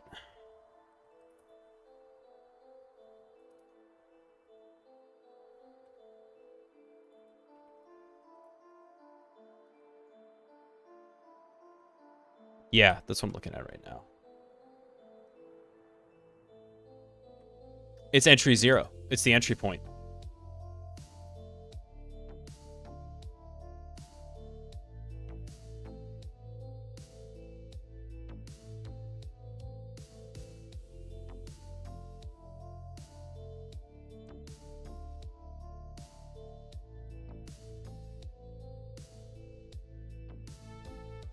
Okay, that's what I thought.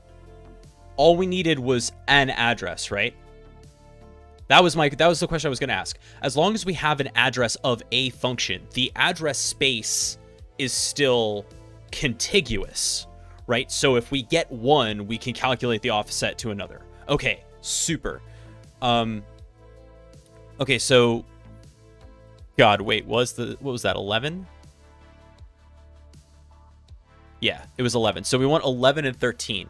So 11 and 13. So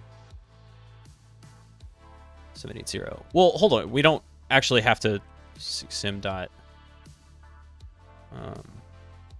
get streak. Yeah, we'll just do it right now.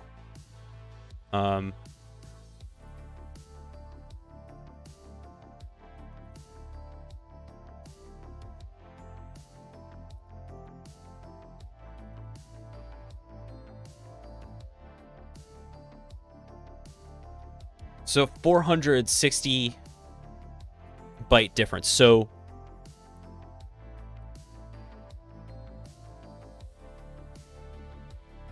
you can also easily verify your base calculation is correct because it will result in an address that ends with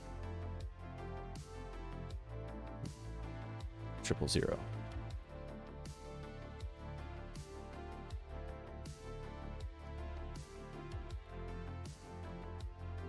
Well, not so much.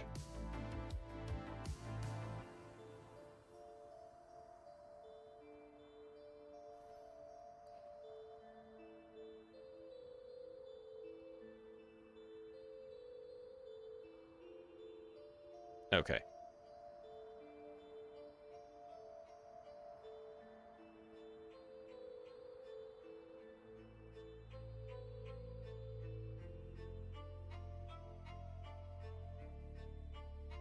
No, you do need intermediate base address of the binary. I see. Okay. But, okay, so it looks like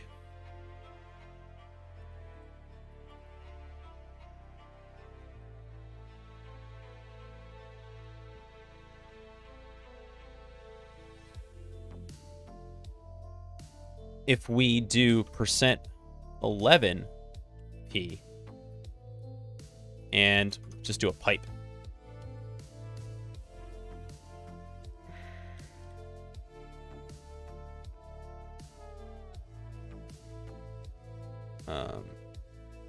Load equals. Okay. Process. C4096. Send line. Set payload. C4096. What do we get? Okay, so we have.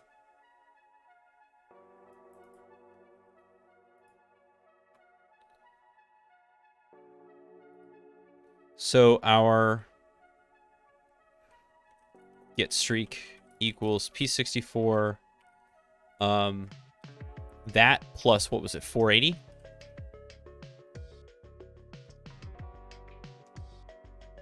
$460.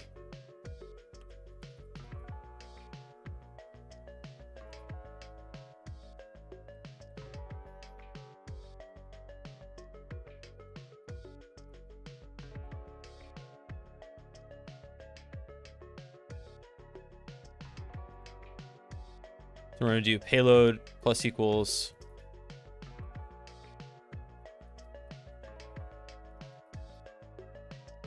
our canary. Payload plus equals some B's, and then plus our get streak. P.sendLine. P.interactive. We got there. Okay. That's cool.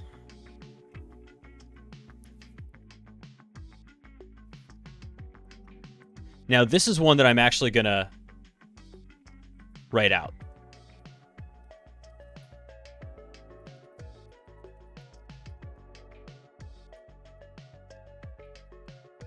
Exploit.py, because this is bananas. Right? From Pwn import. Okay. Let's say C equals connect.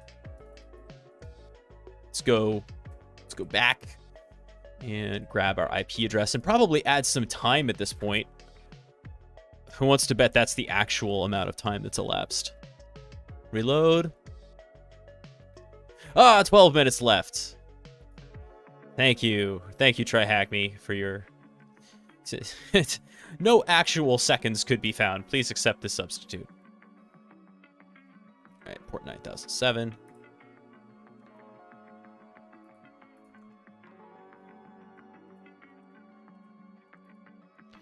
And as always, a huge thank you to Sar and the rest of the chat crew helping me through this discipline.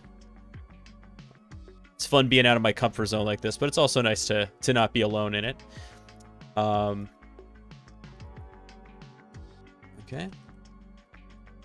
And we're going to say format payload equals, and we know that we want %11p and %13p.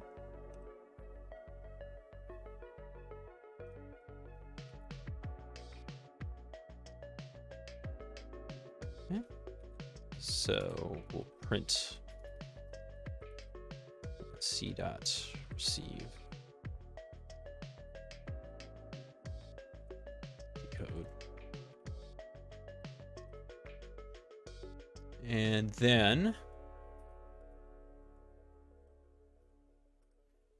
we'll do c.sendLine format payload. Do one of these again. Oh no, I will never tell you to do that. Sorry, you're not backseating. You're dragging me kicking and screaming through the stack here.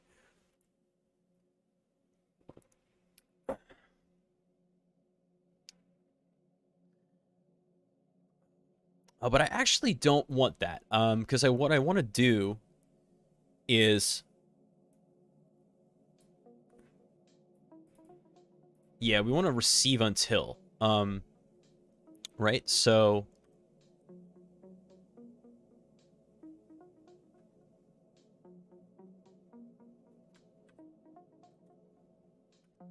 c.receive until. And then we're going to give it a streak.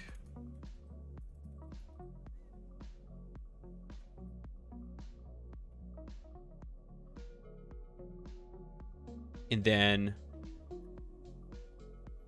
we're going to do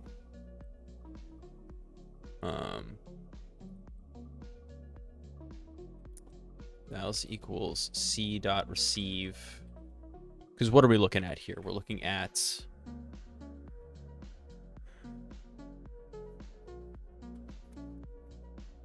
$16. So it's 18. Oh, actually, put a space on there. There we go. So it's 18, 36,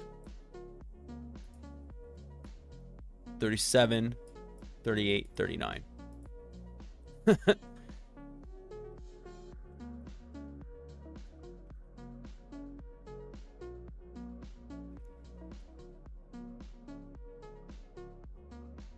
and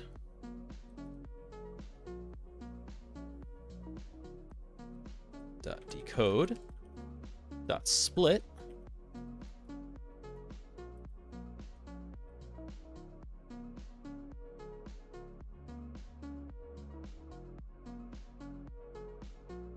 You're not leaking 8 bytes for the first address. You are correct. I am not.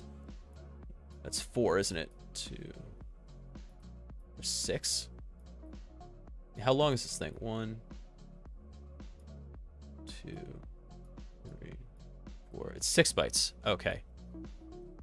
So -2. Why not just receive until new line, new line, new line?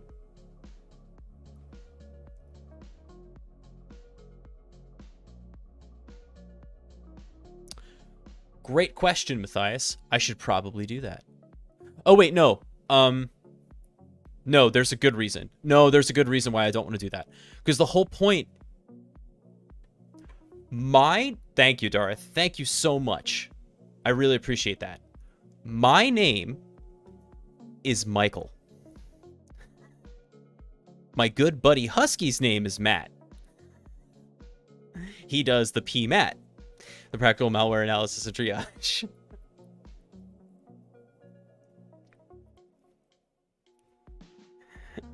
No worries. But yes, I'm so glad that you're enjoying the course.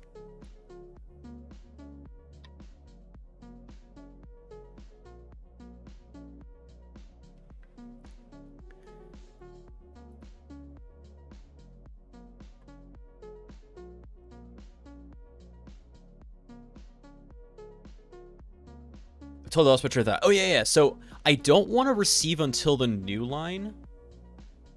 Oh, thanks for the gift, sub orbital. I don't want to receive until the new line because I actually want this as the next thing, right? So if I receive until this, then the next thing that I get is going to be my values split. So take 4 off of this. So that's going to be 35. We're just going to run that much just to see it happen. Time to split the window.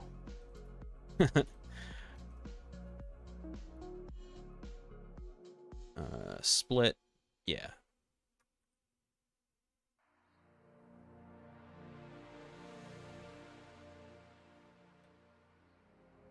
And then receive the rest. You could do a leak equals until new line dot split.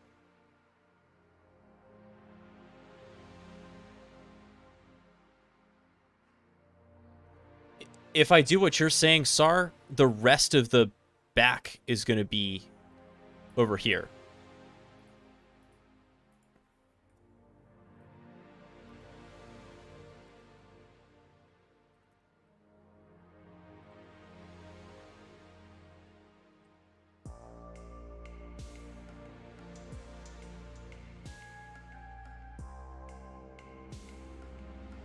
So, Darth, that's honestly why, or it's one of the reasons why I just ended up going by Taggart. There are a bajillion Michaels in the universe. There are fewer Taggarts, and I figured it just made more sense. Also, and this has come in handy not for me, but for others, it makes a great expletive. If you get really, really upset at me, you can just shake your fist and go, Taggart! And it feels good that that T is very percussive, and the G does well for you as well.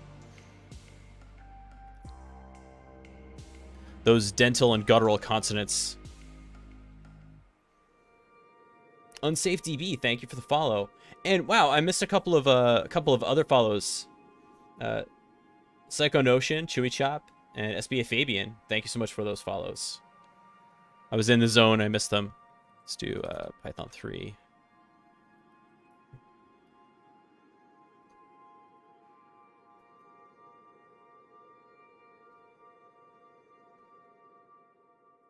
Look at that.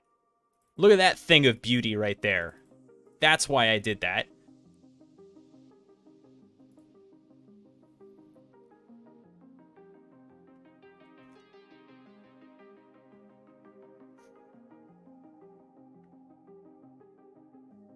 Yeah, we're getting close to 2K followers.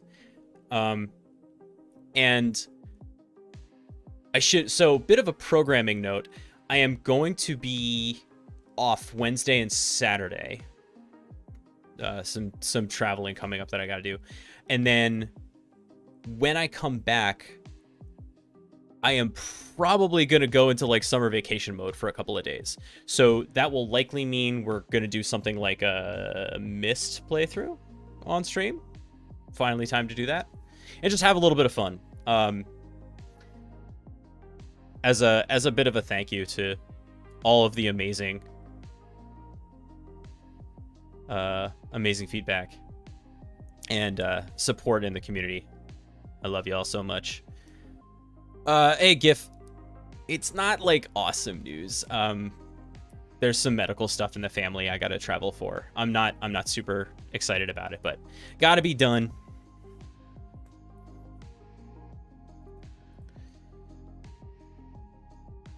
VTCN, ever played Uru live? Yeah, I did. I was like an early subscriber for Uru. Absolutely. I know it's still, they like brought it back. No, I'm like a Myst super fan. I've played all of them. Including Uru. I had the novels at one point. Okay, so we have the values, right? So we can say that the canary equals vals 0, except that's a string, right? And we actually want it to be a number. So we're going to convert it to an integer with the correct radix of 16. And then the wrong, that's value 1, isn't it? Yeah. And the entry is going to be the same thing.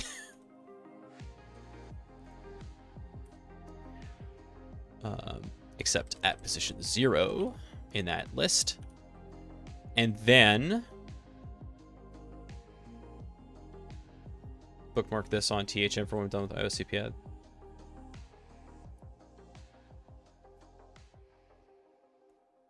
Let's watch this break when the function address has one more significant digit to PIE. Hey! Matthias, stay positive. Stay positive.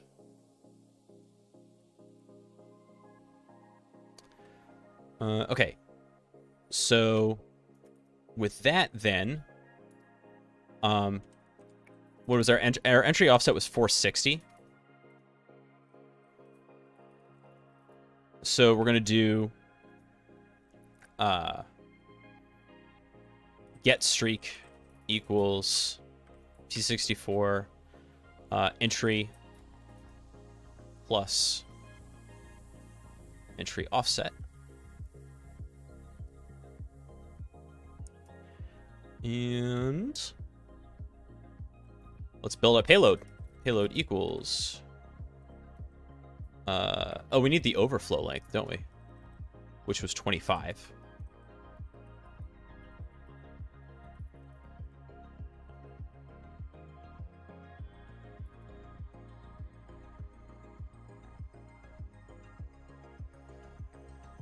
Go to sleep. Go to sleep, Matthias. I beg of you. That is like a thing about hacker culture that I'm really not super down with, is like the glorification of sleep deprivation, especially at cons and stuff. It's not worth it. I know my EU pals. I love you so much, and I'm so glad that you're here to hang out. But I don't want you to do it at the cost of your health.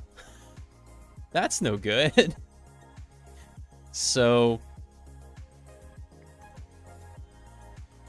I got 2 weeks off. God, so good. I remember going on vacation in Ireland, which I love, and just hanging out with a bunch of Irish. And they were like scandalized by how little time off we got in the States. And it is. It's inhumane by any other standard. Payload plus equals canary. P64 that canary. And then payload plus equals some bees times 8. And then payload plus equals get streak. You know what? Why don't I P64 that up there so it's not confusing?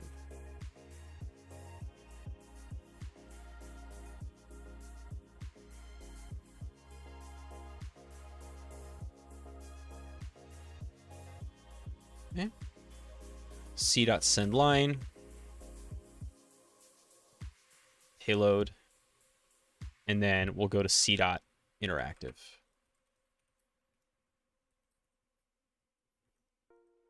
Okay.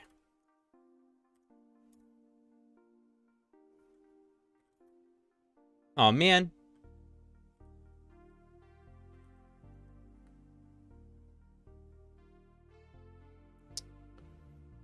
What did we do wrong?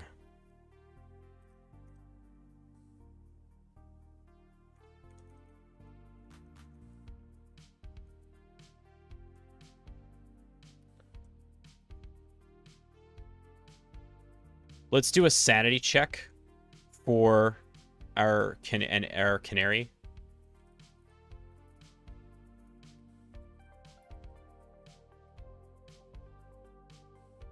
Oh God, I can't believe I did that again. Thank you. The payload offset is 24, not 25.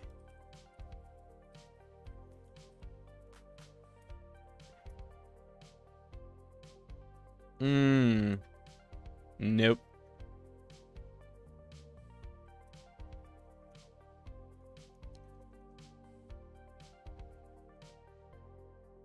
I think I still want to do...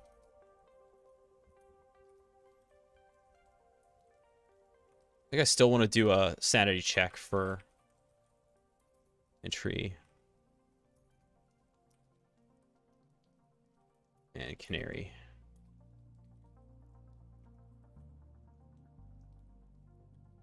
And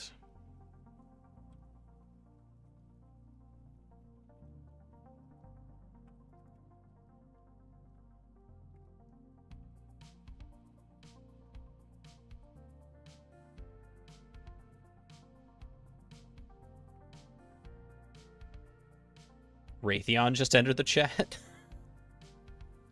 Maybe print vowels as well. I mean, sure. Let's see what this looks like.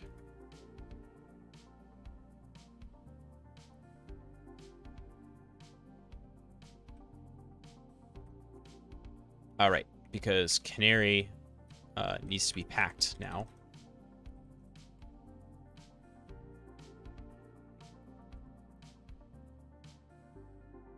How have these binaries been so far?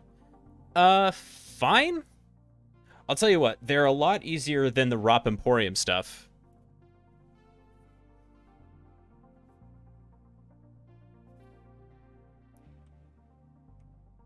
Yeah, this was definitely like, I had to learn, this is the first time I'm really overcoming a stack canary, but I'm super glad to learn how to do that.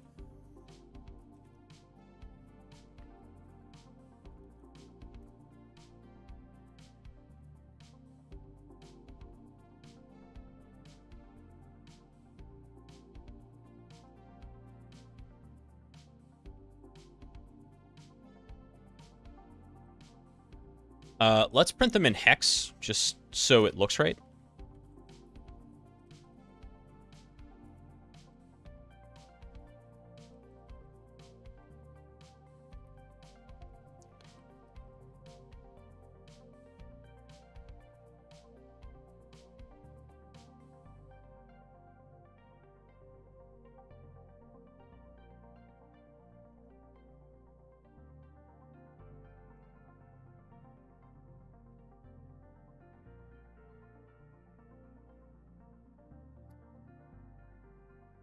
Canary.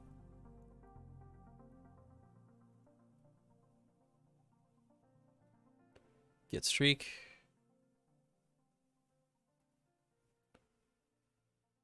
Now, this is interesting. We did see this, like, S not found.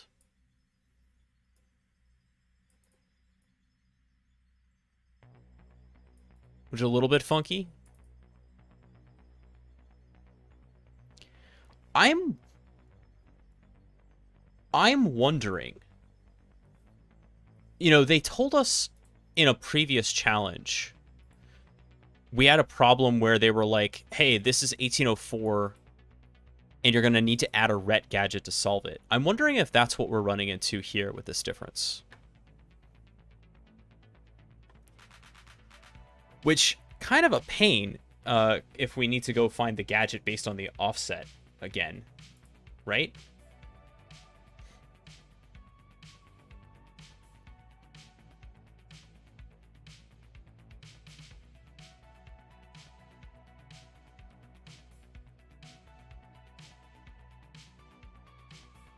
But I think we'll do it. Hey, Bans. And Mr. Orion. Yeah, this is the remote server. So, I think that's what's up. Let's do rop.gadgets. There is a ret gadget.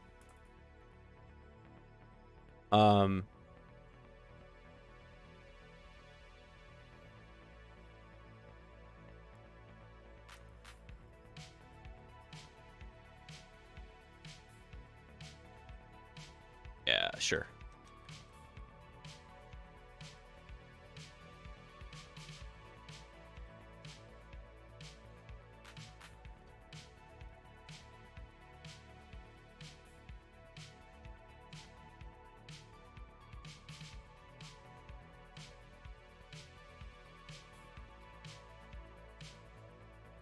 All right, let's try it that way.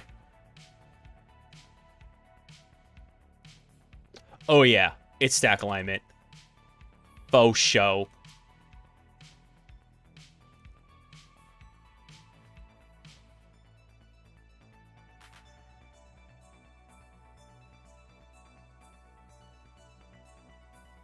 Matthias, we have the proper length.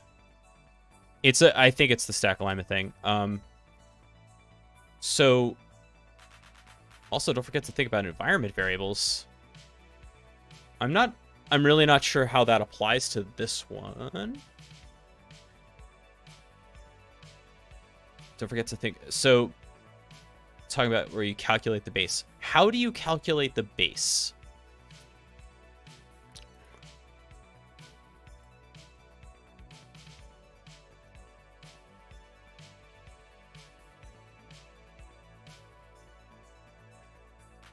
Environment variables can...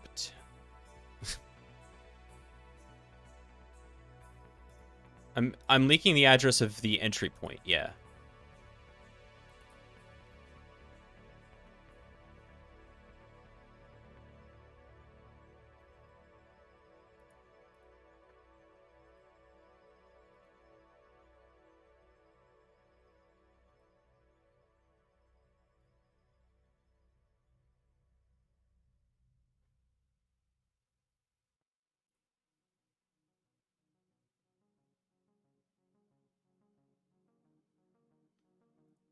Oh, so is it like literally that much off of it?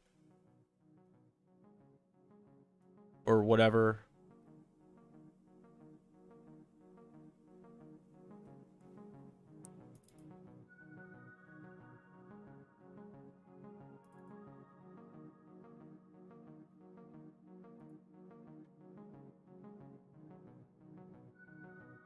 It's the leak minus elf dot symbols entry point.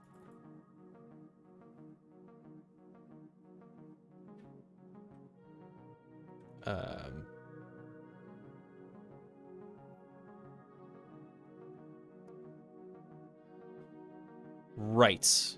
That makes sense. Okay.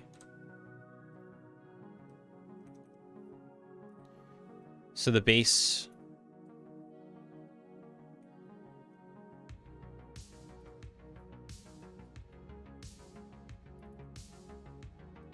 entry points. Yeah, you mean entry 0. No?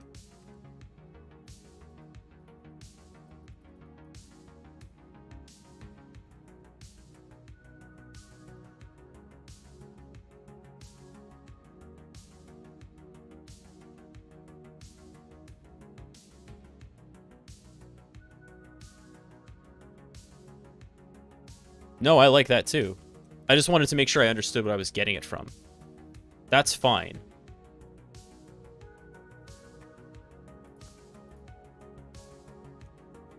What is it? Sim dot?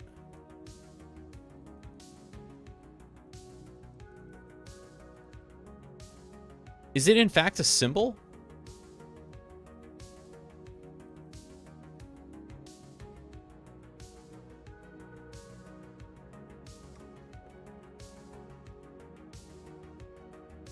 No, elf.entry point. Or elf.entry. There we go. So we'll do base equals entry minus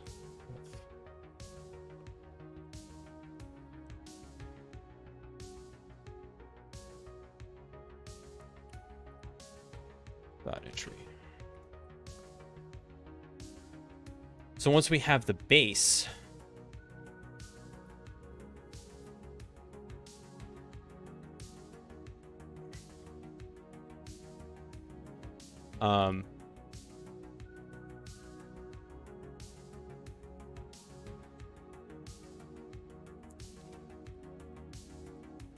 go back to our rop.gadgets.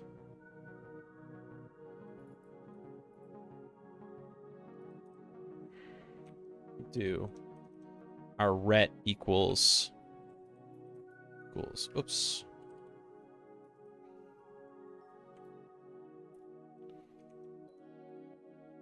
equals base plus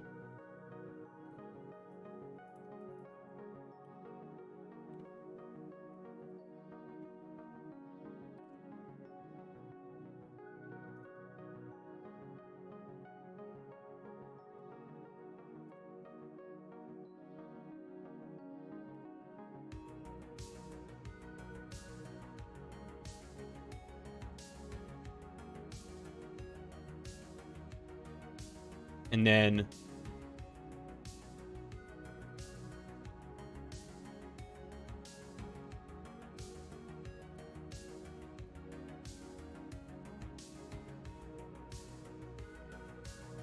let's P64 pack that.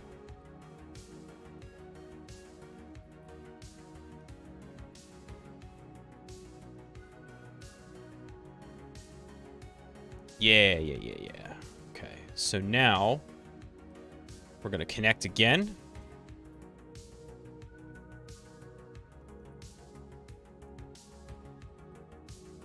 Oh, I forgot to load the elf, didn't I? Let's do that. Should do that right up here. Equals elf.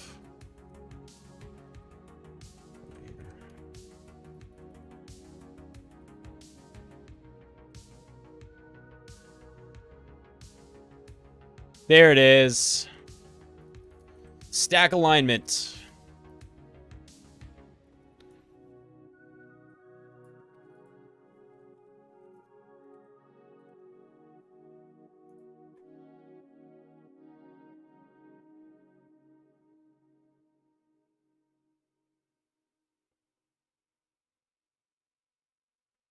Once you have the base, you can add any gadget to offset to it to get the gadget address. Yeah.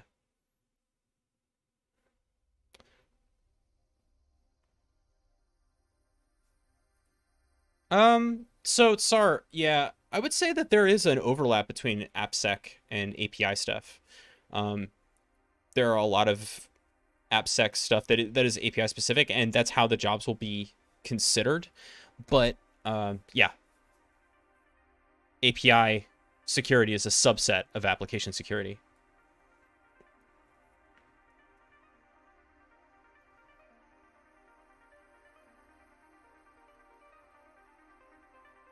What did I do to fix the alignment? I added a single ret gadget right here. That was it.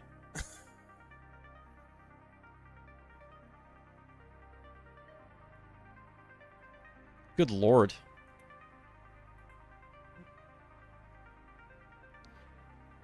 I put the ret before... Here.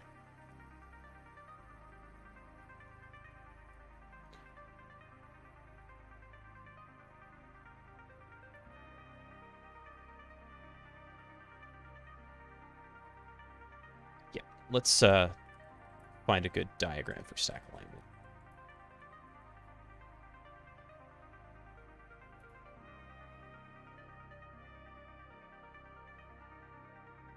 Yeah, it turns out that there isn't such a thing. Maybe if I do x86-64 stack alignment.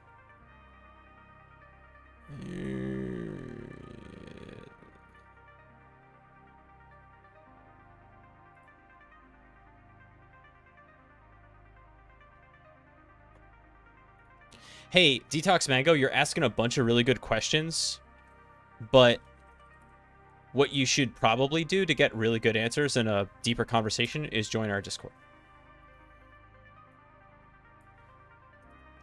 where there are a bunch of people who have a lot of interesting experience that's going to help you out.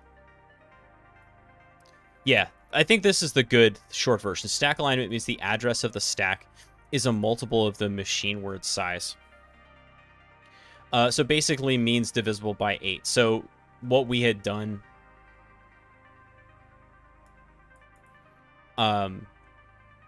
by messing with our size was we had kind of offset that a little bit. And so by just kind of adding our little gadget here,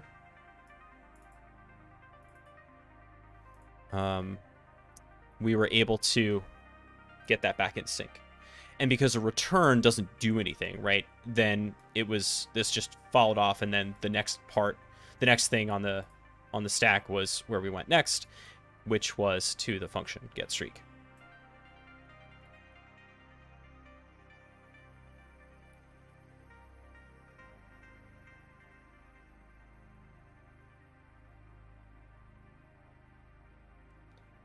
Okay. I think I don't know, 3 more. Unless these get shockingly easier. I don't know if we're going to have time to do all 3 of these tonight.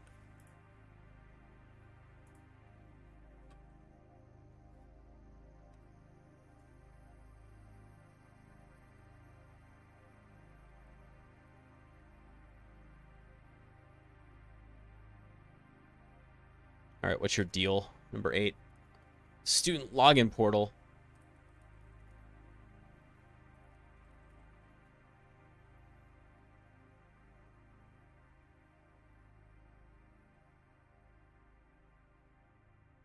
Mm-hmm.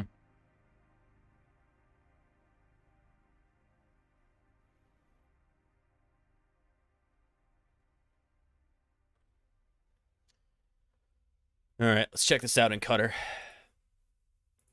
See what we're dealing with.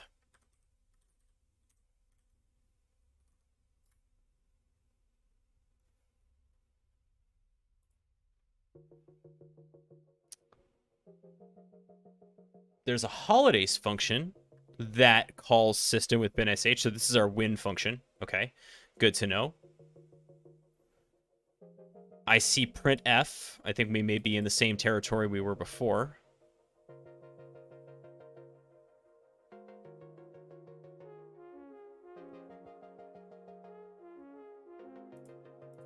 Yeah, this definitely just calls. This is just a win function.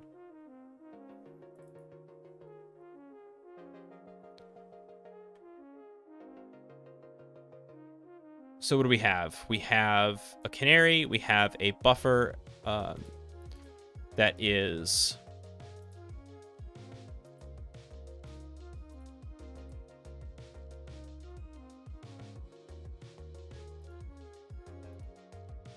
We'd be surprised we overcomplicated the last challenge. Something very similar works on this one.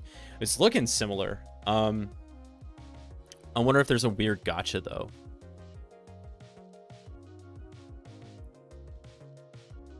Well, all right, let's run that again, see if we've got fun format string stuff.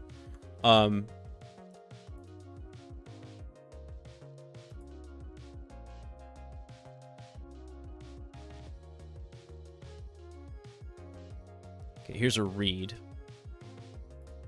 Registry number.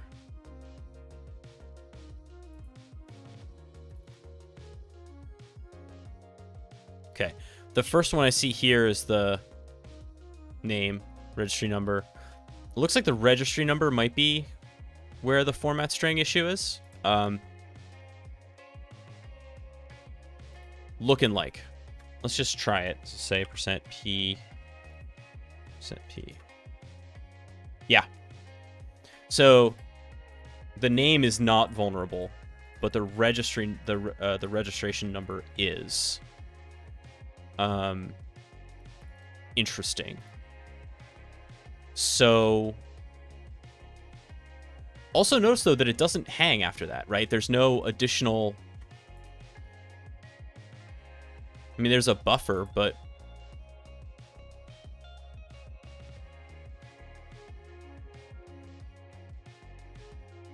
there's a read too. Coming from file desc 0. That's interesting. Do we need to give it standard in, like piped in? Oh, detox. Oh, detox.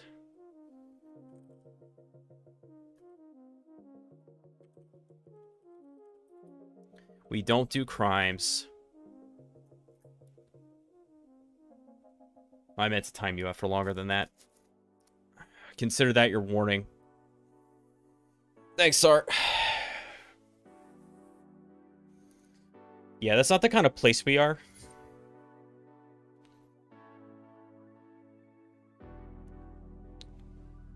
Hey, Season.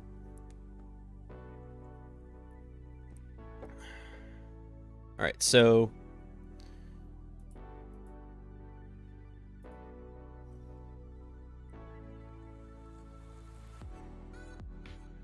I love that I had a bunch of A's in my fish history for standard in.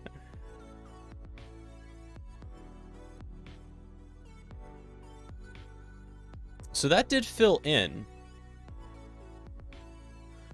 Oh, I wonder if that's the trick. Where what we're going to have to give it is like from standard in like this. Where, all right, so the name fills up whatever. The registry number. So what is that? 1, 2, 3, 6. Why am I doing that?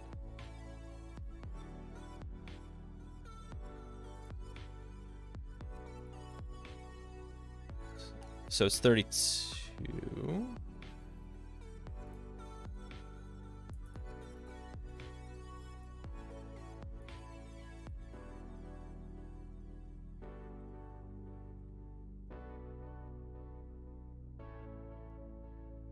Have I been doing this the whole time without decompilation?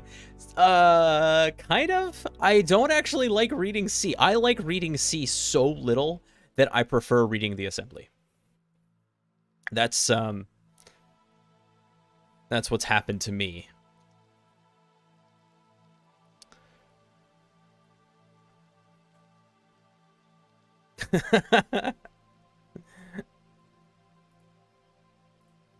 I mean, we have the decompiled stuff here. I just don't like doing it. Yeah, there's the read for 100, Alex. And then...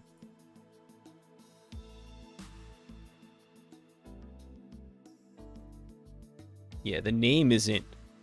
yeah, there it is right there. So there's the...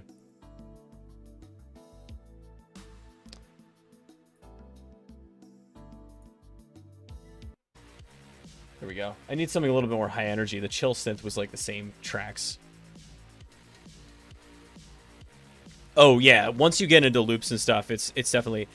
The thing that drives me crazy, though, is, like, this notation. Give me the decompiler that shows me Rust. Pseudo Rust code, and I'll be happy.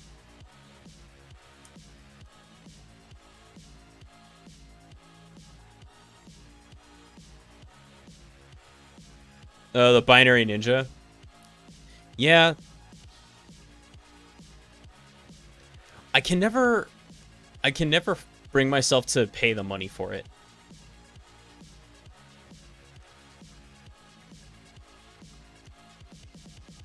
Wait, what? It is? All right, we'll check it out at some point. Cloud is free. All right.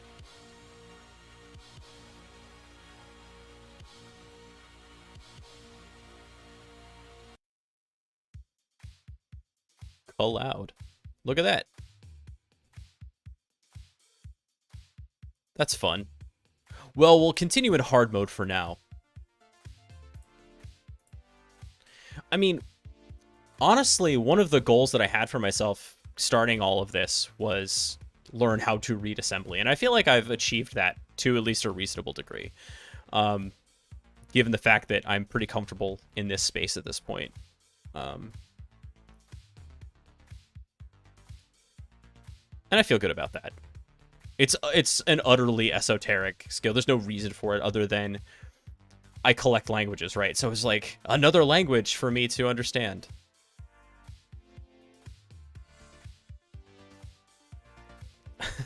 I'll take that in the spirit it was intended. Such a Perryman approach. Okay. So it's looking like it accepts standard in, and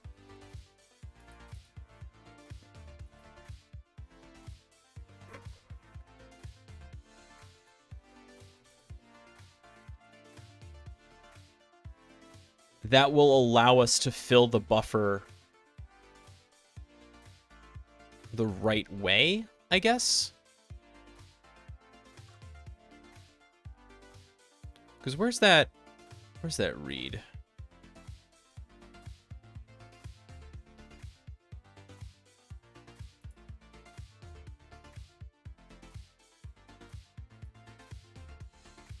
Is there an overflow? I mean, so there's an 18 loaded in here.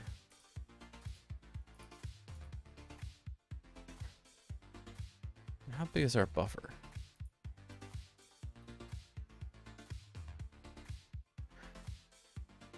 So, the developer, I specifically learned Rust to dodge C++. And I felt good about that choice. Yeah. I feel like that choice has served me well.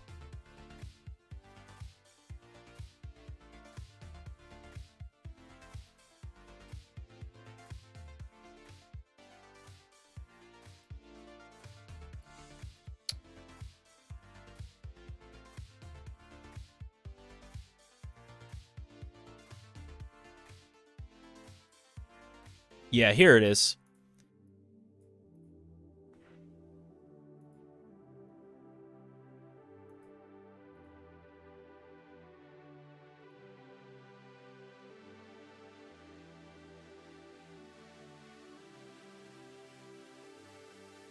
All right. 64, yeah.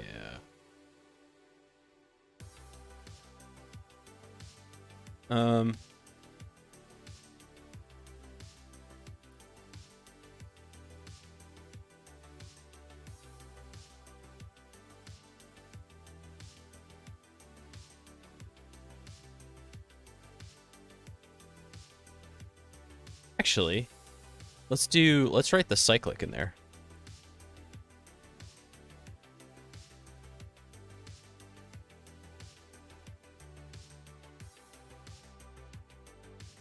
So what we'll do here is we'll do Ryzen with the standard in, and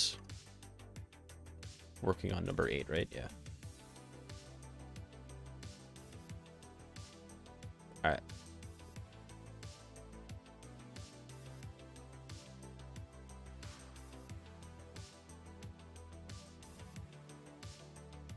Well, the base pointer got properly messed up. Got zeroed out.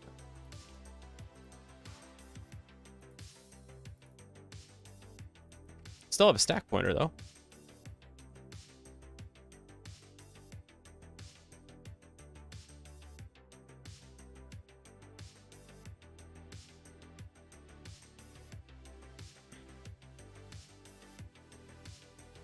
That's right. Just learn Rust. Join us, Sar.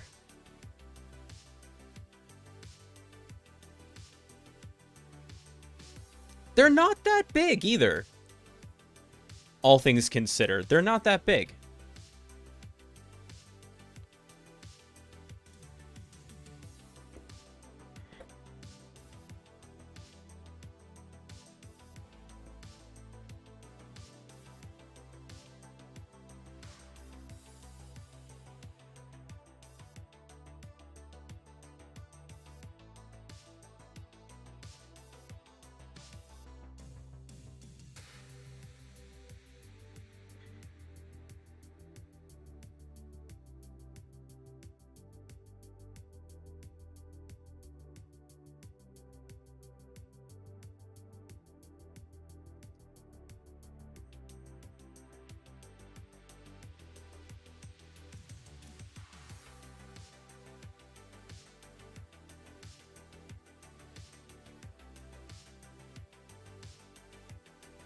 Using Rust without the standard library is exciting. That's a fun thing to do. You can also modify the compiler to do dynamic linking rather than static linking. So by default in Rust, everything but libc is statically linked, which is why it's so hefty.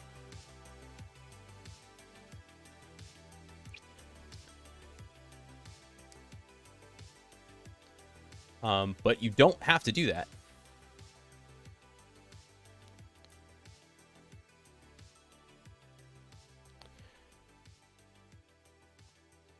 All right, let's see what we're leaking here. Let's just run this thing, because I don't think we're seeing an overflow yet. Let's see what the...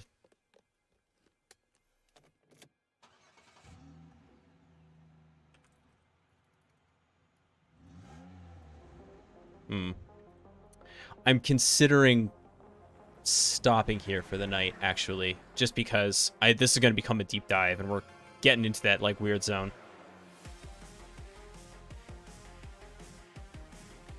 Yeah, I think let's do that. And then we've had some good successes. We took down 3 more, 3 to go. So yeah, let's call it a night there. And let Sar get to sleep. Let's see. Oh, awesome. Spicy's on. So we will raid Spicy. And as I said, I'm going to be off Wednesday and Saturday, and I will be back next Tuesday. We're going to have some fun when we do. Get excited for our missed playthrough. So I will see you then. Until next time, friends, please be good to yourselves. Be good to each other.